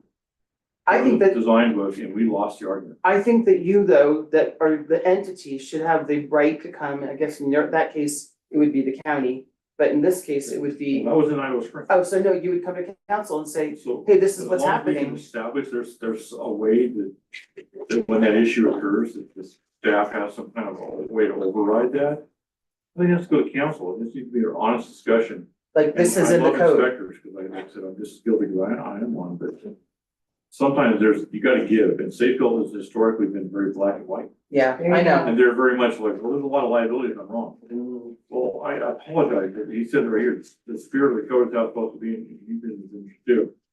The intent of the code is what you're supposed to follow, and they don't do that. Okay, So I don't know if it's better with the county. The advantage of the county, from my perspective, was to have a single point of contact that I could call and say, hey, we need to talk about this. If we can get the same with Safeco, I'm totally happy with Safeco. As long as we have those conversations, we haven't had that. do you think? Lester's gone, a couple other ones are gone, which is great, Yes. but that has not been the case for the last 4 years, and it's been infuriating from a code Okay. official perspective. I don't need to spend hours arguing with them over trivial stuff, even driveway specs. right, It's infuriating. I get you, I It hear what you're It saying. kills Wender's time, it kills his time, it eats up staff time, there's no Mhm. recovery on it. We can fix that? Wait. I think that needs to be stated, Andy, as part of the direction is like, we emphatically need some sort of Review review process. process if there's like, we've come to a standstill, or as Jeremy said, we've hit a wall. What Guy had mentioned, I echo a lot of what he just said, is some hesitation with the county, there's some questions there. You know, if we go to them, will they be able to meet our needs, keep up with things? After Safe Built stating some of the things, there was a lot of positive stuff, going to 5 days a week. They have electrical 5 days a week, Yeah. where we'd have 2 days, we'd be dealing with the county and the state. We make more money with Safe Built, sounds like. We bring, and Although our staff is working that, taxed at it. working those hours. So, I mean, But what Jeremy also said was, I almost brought it up, is not the code sometimes, it's the inspector and their personality. Oh, no, it's been the That is inspector the that I sticking heard of. point, I've had that happen before, where I think it's somebody not was the saying code. inspectors are The nice code that is way. not the issue, it's the personality Right, and of the that delivery. inspector just putting his foot down and saying, I'm right, you're wrong. And the delivery of And they that. have, so now's our time to maybe lay some things out there, like what we would like to see, and maybe we do have some kind of review process where the homeowner or the contractor saying they're wrong and they're saying they're right, you can't win that battle. No, they without some can't, kind and of and they have no recourse, so We that would, do, in chapter 19, have an appeals allowance that says any appeals of orders, decisions, or determinations made by the building official go to council for review and approval. So, But when's the last time when you've seen one? I've never seen that in my entire career. well, I didn't know. All these disputes have been occurring for the last 3 years, and not a single one has ever taken. And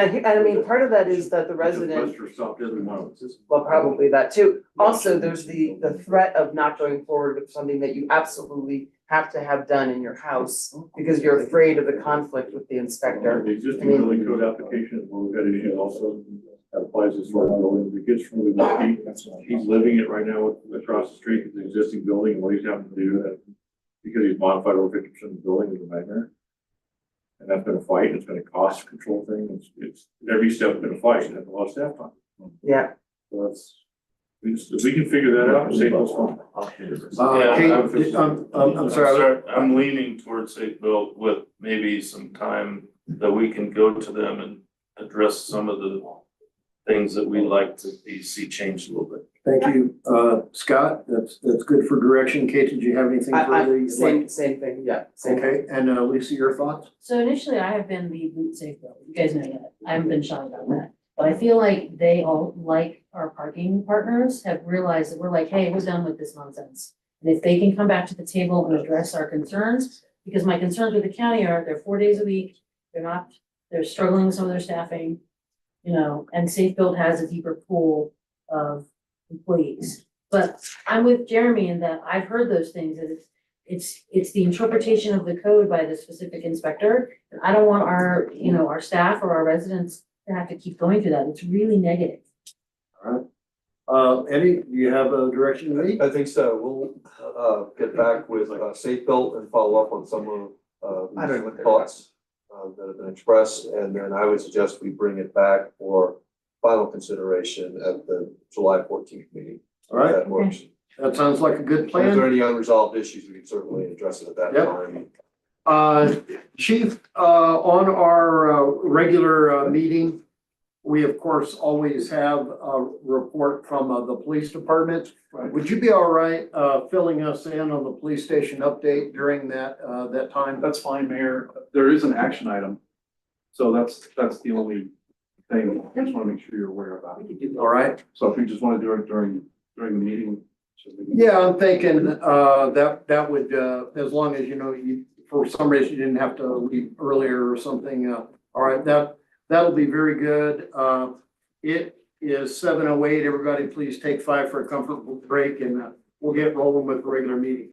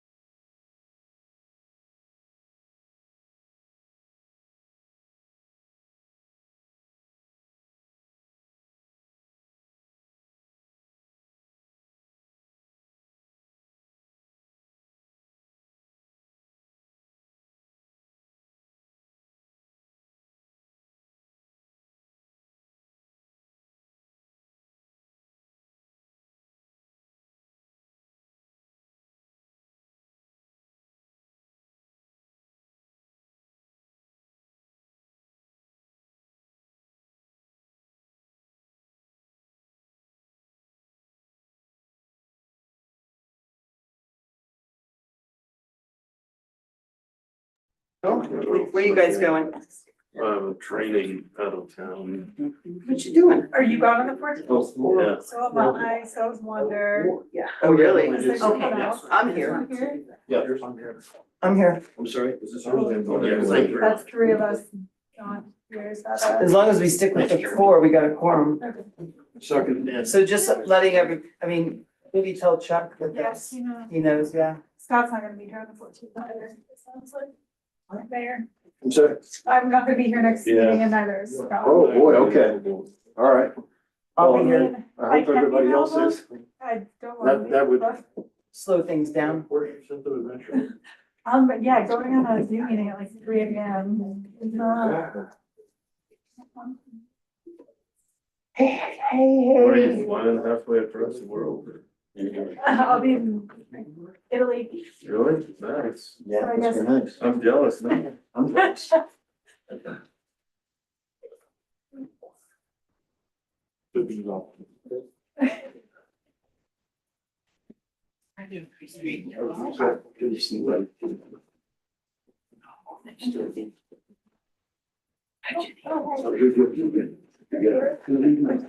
Hey, Jimmy, how are you? Good to see you.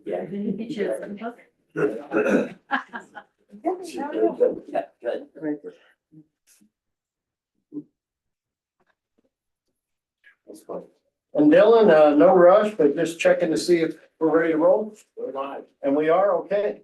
All right, hello, I would like to welcome everybody to the June 23rd City of Idaho Springs regular city council meeting, and we'll call it to order at 7:15. And I'd like to start off with roll call, please. Kate Collier, Here. Lisa Mansell, here, Scott Pennell, Here. Janine Mariani, here, Jim Clark, Happily here. Mayor Pro Tem Jeremy Jones, Mayor Chuck Harmon. Here. And all please rise for the Pledge of Allegiance. I pledge allegiance to the flag of the United States of America and to the republic for which it stands, one nation, under God, indivisible, with liberty and justice for all. Thank you. Please be seated. We have an agenda before us tonight, and there is going to be some modifications. Our chief has a request for action, and Ed has a few different requests for action that came in too late for some of the regular items. And with that in mind, do I have a motion for the amended agenda? I will move to approve the amended agenda for June 23rd, specifically focusing on police department and the facilities department request for action. Thank you, Lisa. Do I have a second? Oh, second. Second from Scott. Any discussion? Hearing none, all those in favor, please raise your right hand and signify by saying aye. Aye. Any opposed? Does anyone tonight feel they have a conflict of interest? So I have a conflict on the financial or the finances, bills to be paid. There's S&B car wash. Thank you for that disclosure, Scott. And we understand you'll be recusing yourself from that. And next up are the minutes. Do I have a motion on the minutes? I'll move to approve the minutes from June 9th, 2025. Thank you, Janine. And do I have a second? I'll second. Oh, Jeremy, thank you for the second. And any discussion of the minutes? Hearing none, all in favor, please raise your right hand to signify by saying aye. Aye. Any opposed? We have bills before us tonight. And do I have a motion on the bills? Make a motion to approve the bills dated 6/23/2025. Thank you, Jeremy. And do I have a second? Second, minus S&B car wash as. If you want to just carry the whole motion, I'll just recuse from the whole thing. No. But we'll still have to do two votes. No. No. If I recuse, Yeah, Gotcha. just because we'll still have I quorum. have enough. Okay. Well, I'll second that. Thank you. Second from Jimmy. And any discussion of the bills? Hearing none, roll call please. Kate Collier. Yes. Lisa Manifold. Yes. Scott Pennell. Recuse. Janine Mariani. Yes. Jim Clark. Yes. Mayor Pro Tem Jeremy Jones. Mayor Chuck Harmon. Yes. Next up, public comment, and, I would like to invite, Rusty Nail up, and, he is gonna talk to us about, the speeding on Colorado Boulevard. Please, you're welcome, and, come on up to the podium. Well, thank you for having me. I've never done this. Oh, sorry. Sorry, just a little I'm bit sorry. of thing. Can you please state your name and address for the record? My name is Rusty Nail. The address is 1121 Colorado Boulevard. Can you raise your right hand? Do you swear that the testimony you're about to give is the truth, the whole truth, and nothing but the truth? I do. Excellent. Well, basically, I'm an officer, member of the Elk Lodge, and we've done a lot of stuff with, this is, first is me, myself, not the Elk Lodge at all. But I am volunteer like everyone else down there. Like 3 different committees down there. I've been working the front yard most of the summer, trying to get the zero-scape and everything. I think it's looking a whole lot better. What I've been noticing is people from Riverside to 13th, they haul butt up and down that. And there's nobody ever being stopped at all. And, what we really need is, we need some flashing crosswalk across there. And we have all the events, we had the donkey deal, we had the horseshoe tournament, we got mining day coming up real soon, July 4th and everything. And it's amazing amount of people that do not stop at a crosswalk. I think at least need some flashing lights on it, and I think we need patrol. I mean, it's amazing how many people, everyone goes through there, everyone going down to the east side of town, the Safeway and Safeway, everything else down there. And it's not just local people, but people from Denver area or wherever. But the worst ones are the rafters, the school buses, trailers and everything, all the rafts on there. And these guys have, you know, they should be a privilege to work in this town, not be hauling butt through there. And in the 8 years I've been here, I've never seen anyone get stopped with a ticket, speeding ticket. I'm probably wrong, but I think what I suggest, we need to have either at least a flashing handicap walk across there, or what did it cost to do a photo radar type thing? You guys don't really pay for that probably. You pay a fee on it, put more money in the city's pocket. And that's gonna happen if someone gets hit there. I crossed today and I was down to, I saw a truck going from 15th eastbound. I thought I had enough room to get across there. I go on and all of a sudden this guy revved it, hit it, go faster. And I had room to get across, luckily. So it's getting a little old on that thing, but I mean, what's it take to figure something out? I mean, I think if you guys put a police car on a side street, sit there, and I love to be sitting there and shooting radar. I'd be happier to have a paintball rather than cars flying through there. But that's all I've got. It's my biggest problem is from Riverside to 13, people are just flying up and down. And then also people come from 16th, from the Moose or Minor Street, whatever. People pull up there and they just take off, and the bikes are the same thing. So I know the city can't afford another multi-million-dollar lawsuit for the police department. We've been through that already. So that's all I've got to say. Hey, Rusty, I want to thank you. Normally we don't have back and forth with council during public comment period.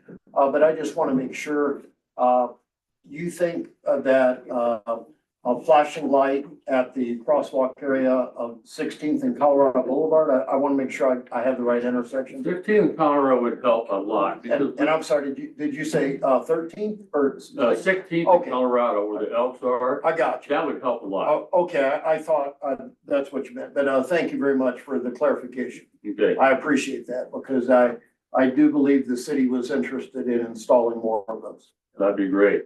But I'm not guaranteeing that because council has to take action. But I wanted to make sure I had your request Well, thank you. That'd be correctly great. and understood that. Jeff, I will say that I, where we do have the flashing light, people do notice. They're fantastic. The pedestrians, I think, a little bit better, yeah. Chuck took my question. I know we're not supposed to converse back and forth, but I, Riverside to 13th. yeah, pretty big span. Yeah. So I wasn't sure where. Yeah.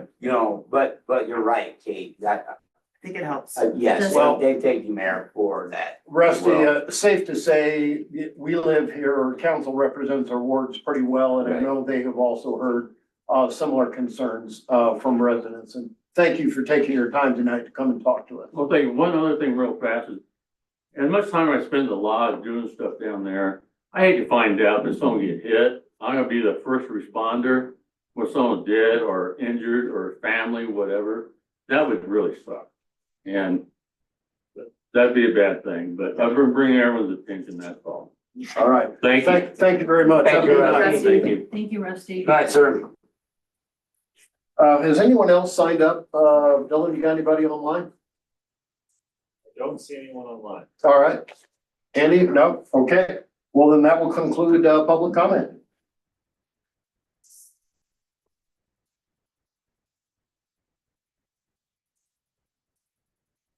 Next up, financial officer, is she with us tonight? No, but she'll be here next month for the mid-year. Oh, all right. Okay, that sounds good. Actually, we don't have any. That's it, next year.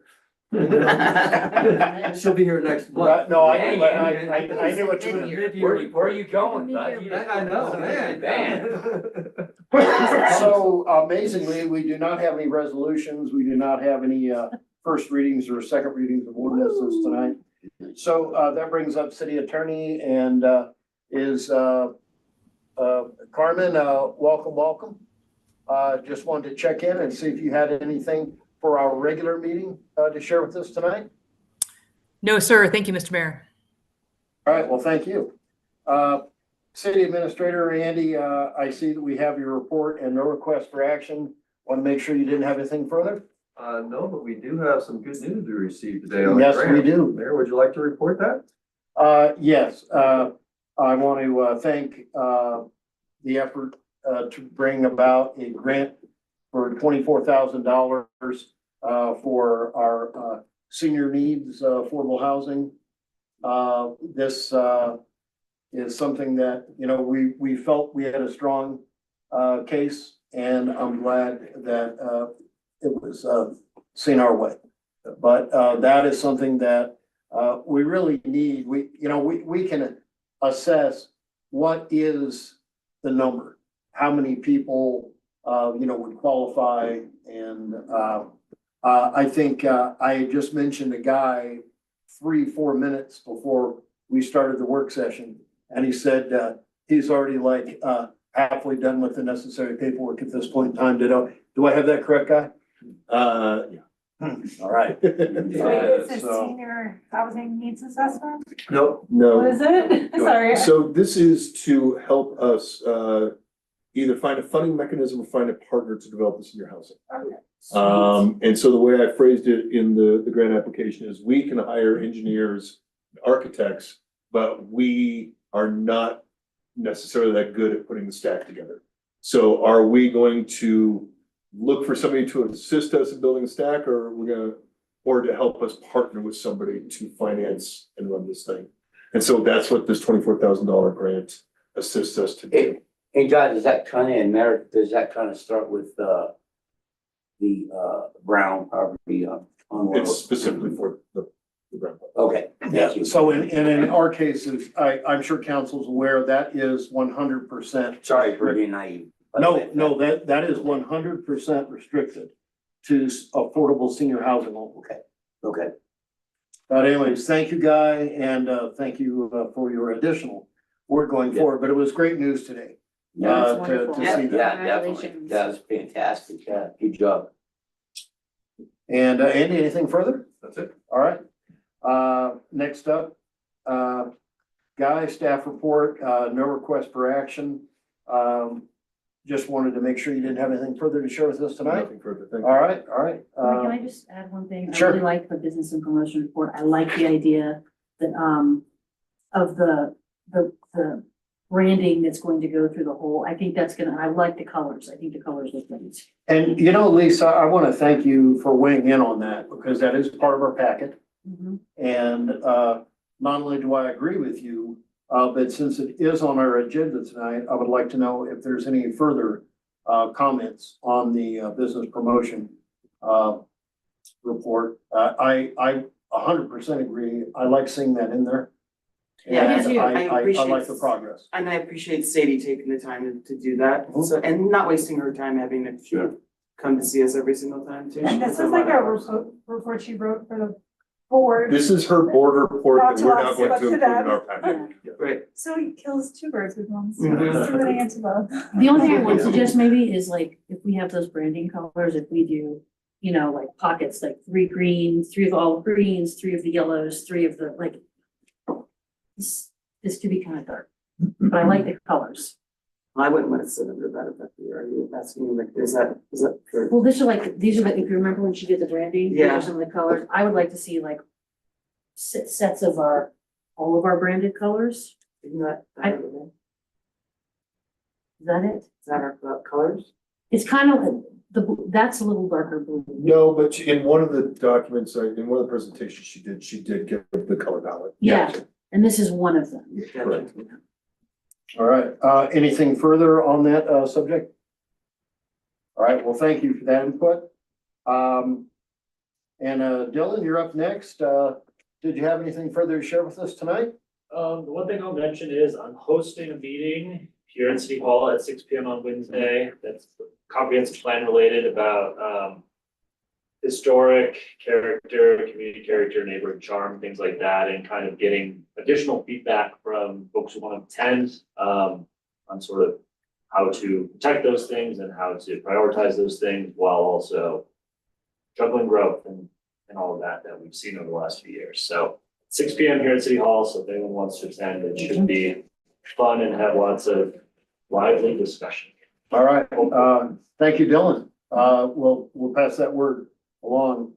Mayor, one thing I might mention, add on to what Dylan reported, is that he's been hosting coffee meetings on Wednesday mornings. Yes. And you know, you never know what's gonna work and what's not gonna work, and sometimes it's hard getting people to come out, but I think, Dylan, you've had people attending, residents attending just about every coffee every Wednesday morning, am I right? Yes, aside from last week, which was officially the last one that I advertised, I'd had multiple people every week come in and chat about something related to the comprehensive.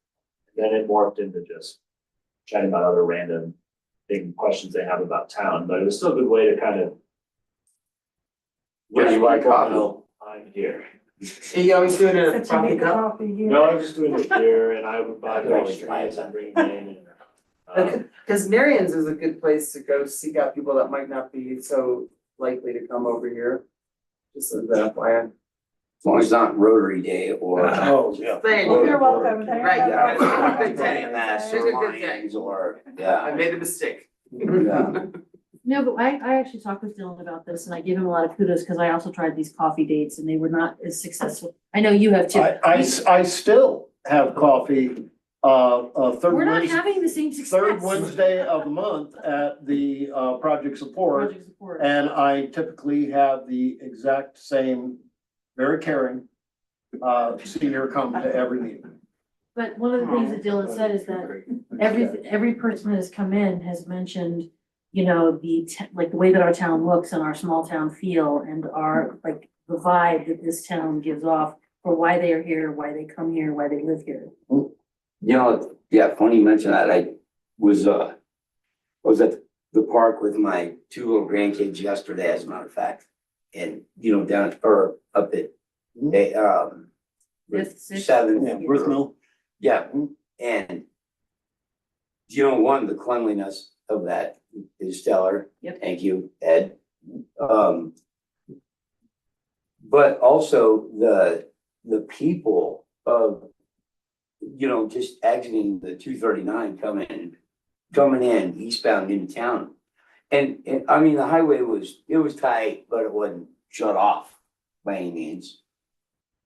But I thought, holy cow, and then, I don't know, an hour later, I went and picked up my daughter at Tommy Knockers. She had gotten off work. And town was crawling with people. I mean, it was absolutely packed downtown, People love it outside, here. and inside both. And this was they closed at 8, I think, 8 o'clock. And I'll bet you there was 100 people still inside. And, inside now, both. Yep. So, Believe it. Well, it's, we're becoming more than just a restroom break Yes, we are. while we're going west well, to go ski. and I'm glad that folks locally here are caring enough to Yeah. come in and have coffee with Dylan. I applaud the success For sure. that you're having. And I don't mind telling you, I'm more than a little envious Yes. that you're having that, but I'm just delighted. But Dylan, you're lying. I know you're making coffee out of that machine.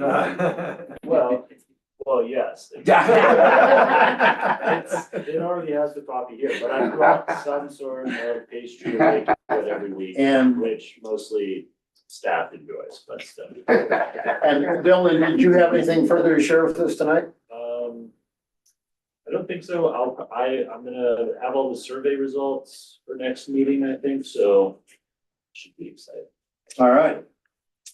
Very good. Wonder, did you have anything to share with us tonight? I actually do have a couple of things okay. to share, just to speak of staff and to speak of staff retention.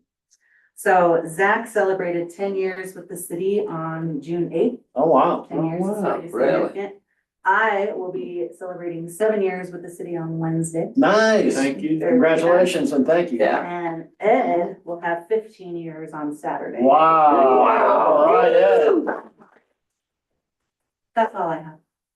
Thank you. Nice work, Nice. Under. You guys all Stick started on around, the you same guys. day? Yeah, no kidding. About that, just years apart. Wow. Very good. Chief, appreciate you being up next and moving your police station update. Sure. But please, I know we're all anxious to hear how that's going.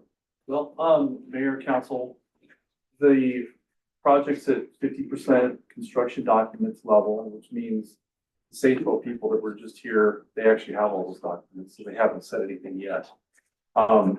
But that also meant that the CMGC company did go out for formal proposals for the project. The last time that I met with council about the actual price, we had talked about the different designs. And the goal was to try to stay under 3.1 million. So we've been able to do that. I think it's important to note a couple of things. They are saying that some of the things are now being affected just with the economy, with some tariff issues and things going on in other parts of the world. So right now there's approximately $140,000 of contingency money.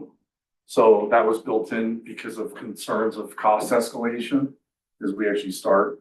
A lot of the contractors put in a little language about if there's extreme cost escalation that they have a way to come back and either renegotiate or make up that difference. So that's important to note. One of the other things I think that's important also that we left off of this pricing was it's an expensive item. It's the lockers, it's the pass-through evidence lockers, it's the evidence storage, it's the armory storage, and also the temporary holding cell. All of that is being handled with a different vendor who actually gets their steel from the United States, so their steel all comes from the US, which is good for us this time. But there's gonna be a cost. I mean, we have an estimate, I think, right now between $80,000 to $90,000. So I'll be coming back to council with that, so the council has a heads up that it's gonna be another kind of a big in the scale of things cost. Keeping in mind that basically 2/3 of the project is also grant funded with the $1 million of DOLA. So I did do a little bit of research too, because I was sort of curious, the square footage costs they do seem high when you look at it.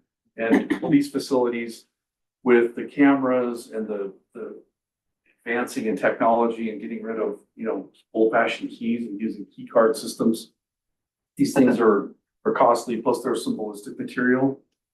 We didn't build a castle, but there is some ballistic material for employees, which we don't have now. I did see that Broomfield Police Department is gonna build a police department, and they're estimating their square footage costs at $856 a square foot. So I just didn't want us as a city to think that the pricing is completely exorbitant, just because, I mean, you can Google that and you can see that. And what do you estimate, Chief? 800. Jeez, Expensive. And Chief, if I could inject, it would seem to me that there's economies of scale. We should also note that Broomfield would be a much larger building. 85,000 square feet. Right, so I'm just suggesting that when you're in a much smaller space and you still have to squeeze in all of that infrastructure, it's difficult, to maintain, say, an $856 a square foot. Sure. That we're comparing maybe 80,000 square feet to 3,500 square feet. Correct. But they have Walmart attached to theirs. Oh, well, that one, So what happened was, I wasn't able to get the number until Friday at about 5 o'clock, when the proposals were all due. And because we're on a timeline trying to move forward and actually begin construction in mid-July, that's why this is before council as an action item. That wasn't actually part of the original packet, but is in front of you today. So I think that's all I have, unless anyone has any questions. No, thank you. Excellent report. As usual. I have a few questions. Sure. Did we get multiple bids on the subcontractors? We did. In fact, Did they try to get 3 bids on each, or? Yep, we actually went through a draft iteration of this about 4 weeks ago. The W.E. O'Neill will provide all of those bids to us, to the team. So I can certainly, they didn't have time to put all that together for tonight, but I can certainly forward that to all of you via email if you'd like. And you said the drawings are still under review, so these are hard dollar bids. These are hard dollar bids based on 50% construction documents, because there's not anything significant that's going to change at this point. As they get to refine it to the 100% construction document. Well, there'll probably be a few things, but. Well, right, but walls are. Nothing substantial. Yeah, nothing substantial. Okay. And then, I don't know if this isn't for the chief, but so we have the engineer and architect that looks at our best interest to hold the contractor to performance and justifying the work that he's doing, but so that's our only buffer city that oversees the project when this project takes place. There's a scope of work that someone has to be watching over, right? So we have, is it JVA that's involved? They're not involved in this one, right? But I think that, Chief, you handed that in, though, right, to us, that on the subs, if I'm not mistaken, didn't we? Well, we have a general contractor that's working with the design and build, right? So we put a lot of faith in the general contractor to oversight of the job, but The city can certainly take the plans and take where we are at this point and pass that along to JVA for a review and feedback on. So it is JVA then, Scott, you were right. So, but during the project too, I mean, every construction project, there's additional work that's gonna come up that's at the contingencies built in for. But I'm just wondering who has the oversight for the best interest of the city on a project this size? I mean, it seems like that's somewhat important that we have some oversight. It is, it's JVA, because that's the city's engineering, Okay. from what I understand, and they've been invited and attended a handful of our meetings and our design. So, that would be, we would be asking them to review that and actually have the city's best interest in mind and looking at all the numbers. In the private world, you have a developer is going to meetings probably weekly or have a representative going to the construction GC on a weekly basis. I don't know if that's how it will be handled in this case, but It is, I attend those. Andy also attends most of them. But we have a weekly Monday, 1 o'clock meeting. They moved the one from today to tomorrow, 1 o'clock, because they wanted to wait to see what happened here. But we have a weekly meeting and it includes the architect team, the engineers, the construction team, the city representation, and JVA is also invited to those. They've been to a small handful of those. good, okay. That's all I got. All right. One more. So still like, Chief, I'm still wondering about that safe door. So just, I won't charge you a tariff on getting it. No, and no Tomahawk missiles launched at you. Right, no extra taxes. No, that, yeah, and no charge to the city or SPD, so. Okay. Okay. The safe door. All right, any further questions for Chief? Chief, we are going to, entertain a motion on your action item. But before we do that, did you have anything further for us tonight? I don't. Okay, By the well, way, thank you. for handling the moose. Yeah. We appreciate that. Yes, absolutely. He has That's, a name too. Charlie Charlie. the Moose. yep. Oh, he has a name. Oh, Yes, yeah. his name. Got names. My name was Holiday Dinner, but it was I had Trotter. chosen. I thought Trotter. So, could I, entertain a motion on the chief's action item? Yeah, make a motion to approve the guaranteed maximum price from WE O'Neill in the amount of $3,082,523 for the police station renovation project from line item 21-00-7045. Thank you, Jeremy. Do I have a second? I'll say. All right, second from Jimmy. And any discussion? So you said 2/3 is being grants through grants? Well, it was $1 million goal grant. So a third of it, a third. One Two third, million? yeah. And we have the budget for that, Yeah, just for clarification, it was $1 million, yeah, total in grants. okay. So it's about 1/3 that is. All right, any further discussion? Hearing none, roll call please. Kate Collier, Yes. Lisa Manifold, Yes. Scott Pennell, Yes, Janine Mariani, Yes. Jim Clark, Yes. Mayor Potem Jeremy Jones, Mayor Tom Harmon. Yes. Next up, Public Works. Ed, thank you for your report. And, I should also explain, this would be, the time, for me to, tell, folks that may be viewing online and council, just in case, you were not aware, that Paul Crane has resigned, from the city. And, Ed, much to his credit, has been doing an excellent job with public works, water, wastewater. He's got a lot of responsibility. It's been lumped on his shoulders. And I'm very happy to say he's managing it quite well. And Ed, do you have anything to report on the public works side? We're doing striping today. Ah, You want to go see the lease thing? We have new nice bright white stripes. not stripping, right, stripping. Well, they Very have that in good. Central City now. So, pesky spell checks. Maybe tomorrow. No new polls. It's just a matter of days. I wanna give a shout out to Ed. I have a constituent, that has a concern with the sidewalk and the paving in front of their house. And I brought it to Ed and I was like, can you go and talk to him or at least give him a call? And he called me today and addressed it. And this was a constituent that was pretty, has been pretty unhappy with some of the city actions, and I think, like, you were very prompt in doing that, and I really appreciate that, so thank you. He was nice. I liked him. Virginia, sorry, No, it's not Virginia, it's on Colorado, but I thought that was all new anyway. there's a whole thing going on there, but, Okay. but thank you, I really appreciate that. You're welcome. In addition to all the things that you're dealing with.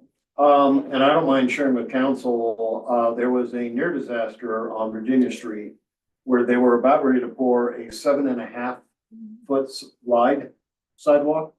You know, probably something that you might be expecting in CRC Park. They were about to pour on Virginia Street. Oh my God. And Ed and I went and talked to the contractor, and it brought a screeching halt to the project for, I don't know, 10 days, 2 weeks. While they, completely redid the width of the sidewalk, the curbing, and, Was that Ed was outside on Charles' it house? immediately. Was I'm that- sorry? Was that outside the castle? Yes. Yes. I thought it was like legit, cause I was like, I figured they knew what they were doing. I was like, this is a very narrow road now. Well, Very because wide. as Kate is pointing out, it would have relegated that street to parking on one side only. Yeah, And you know what a premium parking is anywhere in the city.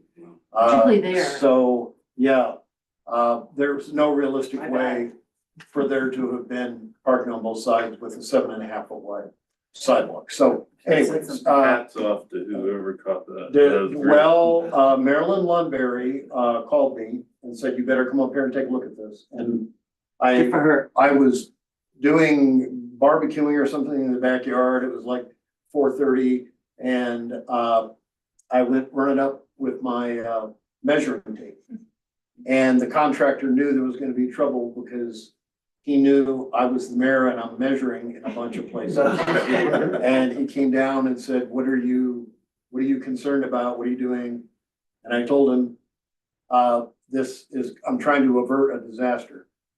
Because we would only have parking on one side of the street. But anyways, Ed was on it immediately, and I think the very next day, we had a chat in the contractor's office, and ended up getting it reduced to an ADA minimum 4 feet, which is really about all Virginia Street had. And a more gentle drive up curb instead of the hard L that you see in most of town. So anyways, I'm saying, even in more stressful issues, Ed has done an excellent job on the spot, like emergencies. And he had in his report, albeit he didn't mention it as an emergency, but these manholes in downtown, if you pop the lid on them, they're like stone inside, like 150-year-old Oh, stone brick, I've walls, seen brick. right? And one of the stones decided to fall out, plug a line, and then proceed to pump about a foot of you know what in somebody's basement. Oh, nice. So Ed and a couple of our trustee maintenance crew members were out till about 7:30-ish dealing with that. And Ed, please, I don't want to steal any of your thunder, but if you wouldn't mind elaborating a little bit on that little job, you end up fishing the So, yeah, stone out. Brad, it was Brad that came out and helped. Yep, Brad. Roughly where was it? They had called the wastewater plant 3 times in a row and didn't leave a message. And the only reason I know that is because it sends me an email anytime someone calls.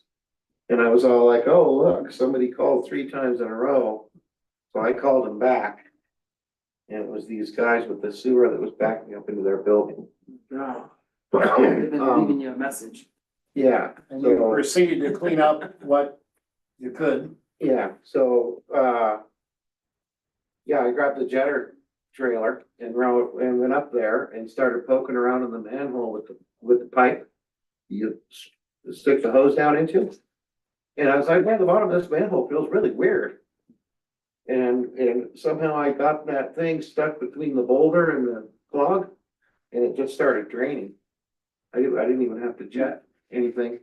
Didn't have to get in the manhole. But you did have to We fish did pull that. down and we fished that rock out and then put it aside for the next day. It was Juneteenth when they called. Not today. And then we cleaned up his basement too. We got all of our stuff out of his basement. And in all fairness, there probably is going to be some, We need to do like something for Ed. water flood There's be some remediation. Way above and remediation. beyond at that point in time for me. I'm working with him on it. I quit. He's gonna get a plan together and, we'll let you guys know when they have it. Thank you. Anything further to share with us tonight? I don't think so. Okay, Maybe though, there could be. all right, we are going to, take, action, because Ed has 3 requests, tonight. Before, oh, I'm sorry, make that, Sorry. That's what got added. We're gonna add it after. let me just. I'll say 3, but Yeah, this is separate from almost before. All right, thank you. And, with that, before we move to the action items, any further, questions for Ed?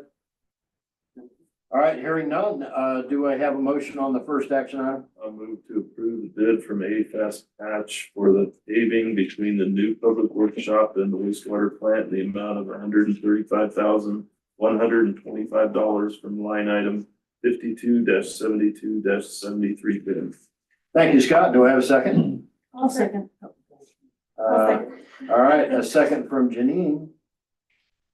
And any discussion?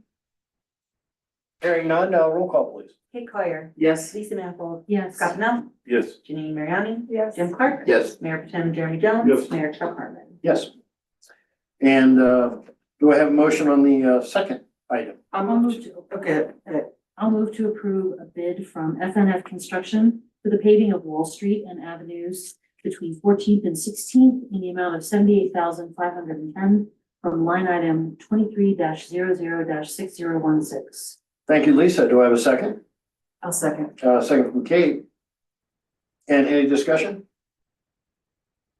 I would just like to say, I am pleasantly surprised that the bid came in that low. When I think about the difficulty of paving up there, I was astounded, okay? Right. So, Knock on wood. very true. Knock on wood. Don't say anything We else, got Chuck. lucky. Leave that alone. All right. Cause FNF's already mobilized and they have the equipment in order to do the steep. Very good, Ed. All Nice. right.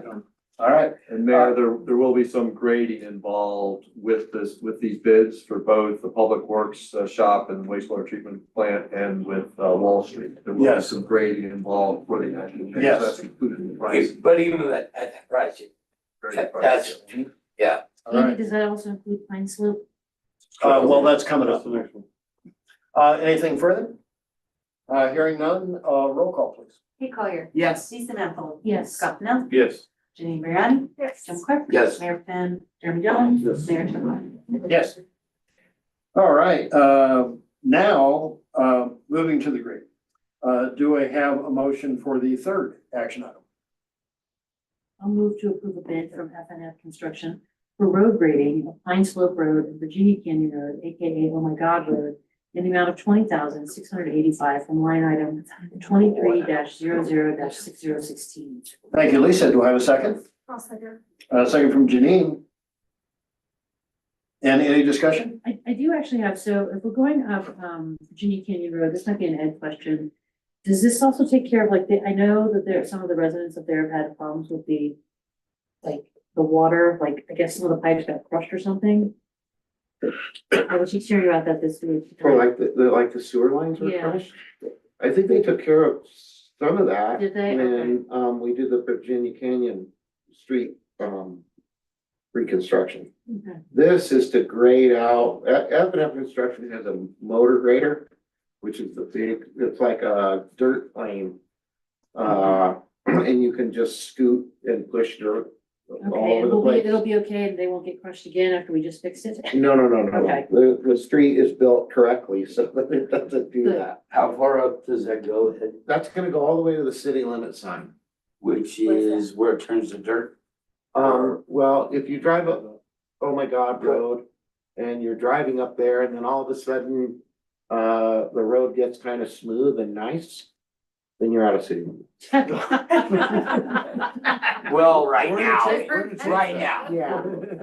it's always been paved. The actual road. Well, But that's because- we have the dirt section. Because there was residents on that road that had the opportunity to annex into the county and leave the city years ago.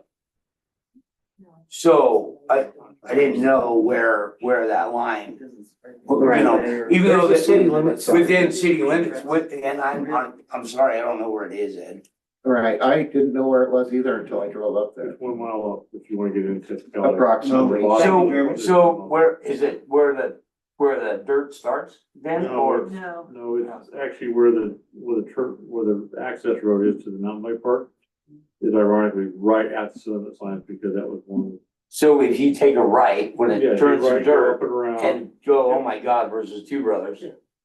And then, It's before that little clearing up Oh My God Road, when you do the hard right and you go up, if you hit that little clearing, you just passed it.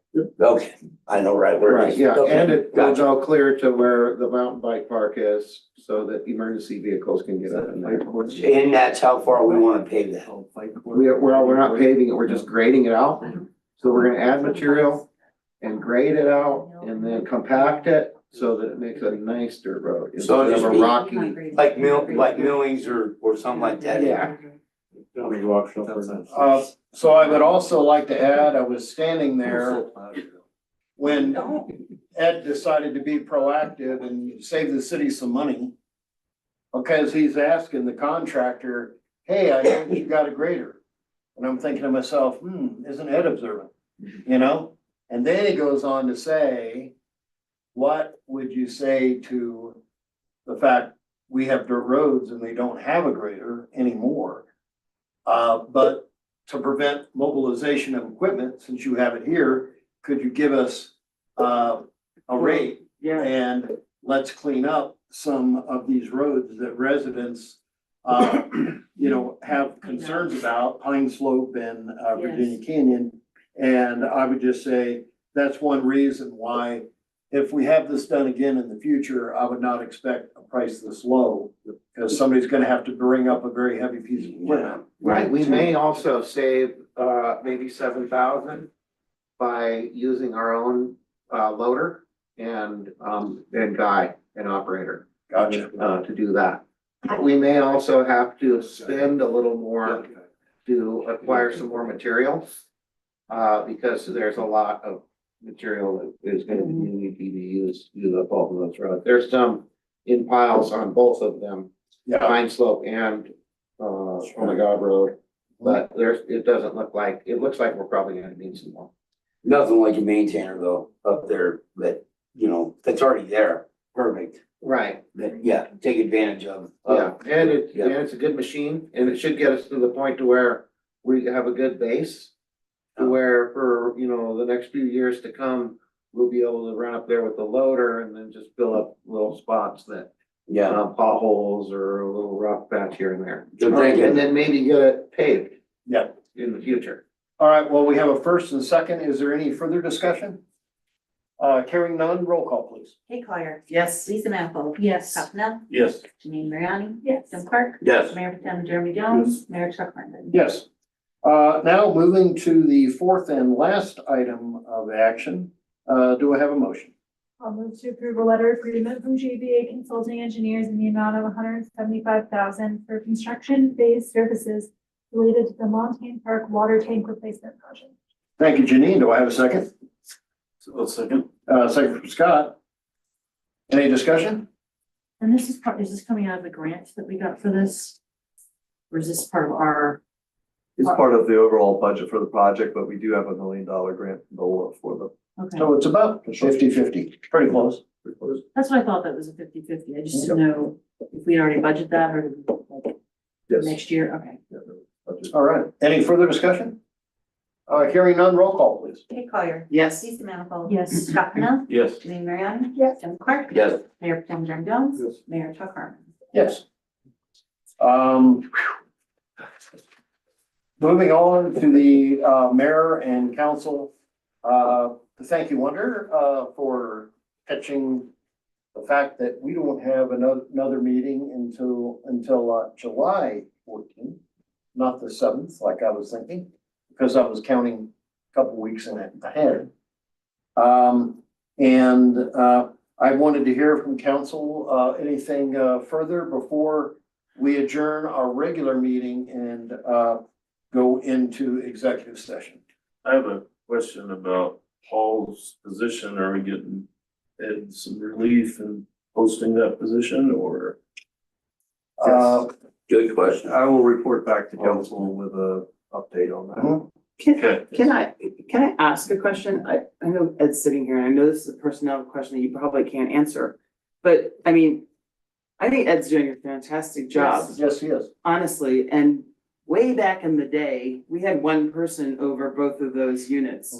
Wasn't that long ago, Kate? It wasn't that long ago. You're absolutely right. I think that there could be options depending on what our applicants look like What Ed wants. and what Ed feels that he wants, and then we could restructure that job into an overseer. And again, I'm saying this in front of Ed, not knowing what he wants at all and not knowing what the other council. But I think we have opportunity here for not only his personal growth, but growth within the two, wastewater and parks. So just a thought. My question on that too is, do you have a lead person in each Well, department? that's what we would hire for though, at a lesser rate of pay. And giving them exposure to future. Leadership. For future leadership. So I mean, there's opportunity, that's all I'm saying. Right. Jimmy, you had something to add? I did. I was just wondering, will it be a open, like application, or will it be kind of departmental? Because of the specialty of, wherever Ed goes, or does Ed become like, public works director over all, Public Works and Water. right, Yeah. like it used to be, just like Kate said. Where there was one gentleman that kind of oversaw all of it, or, I mean, not that it worked out great. I mean, well, you're right, He wasn't the right person for that job. You're but, right. Yeah, I think you knew him. Well, No, I I think do. right now we're fortunate that we have a good. You're right. If you wanted that, and if. I just think there's opportunity for discussion. And up until, and this may not be the time or place, does Ed get compensated for being two department heads as of, Right now. as he's been? Or does it go out publicly for applicants to take over? And then what's their position though? Will it be, public works director, and Ed goes back to being the, department head for wastewater or right? I would just answer that, this is a very new development, with Paul's resignation. Sure. So please, let's give a little bit of time, but I think all of us are thinking similarly in the best interest of the city. Sure. And stuff. frankly, I think we have a little bit of work to do. Mhm. But, this is 100% transparent. Yeah. Process. So anyways, with that in mind, I would like to ask if there's anything further before we adjourn to our executive session. All right. I would make the motion that we move to executive session under CRS section 24-6-402, parentheses 4, parentheses A, parentheses D and E to discuss the potential purchase, acquisition, lease, transfer, or. Thanks, everyone. Thanks, guys. Thanks, Chief. Have a good night. Thanks, Dylan. Thanks, Scott. Or sale of any real, personal or other property interest to discuss matters that may be subject to negotiation, including property acquisition and potential additional revenue sources for the city, and to receive legal advice concerning the same. I would also note that at the end of executive session, we will be adjourning of the regular session. And do I have a second? I will second. Thank you, Lisa. We have a first and a second. Thank you. All those in favor, please raise your right hand and signify by saying aye. Aye. Any opposed?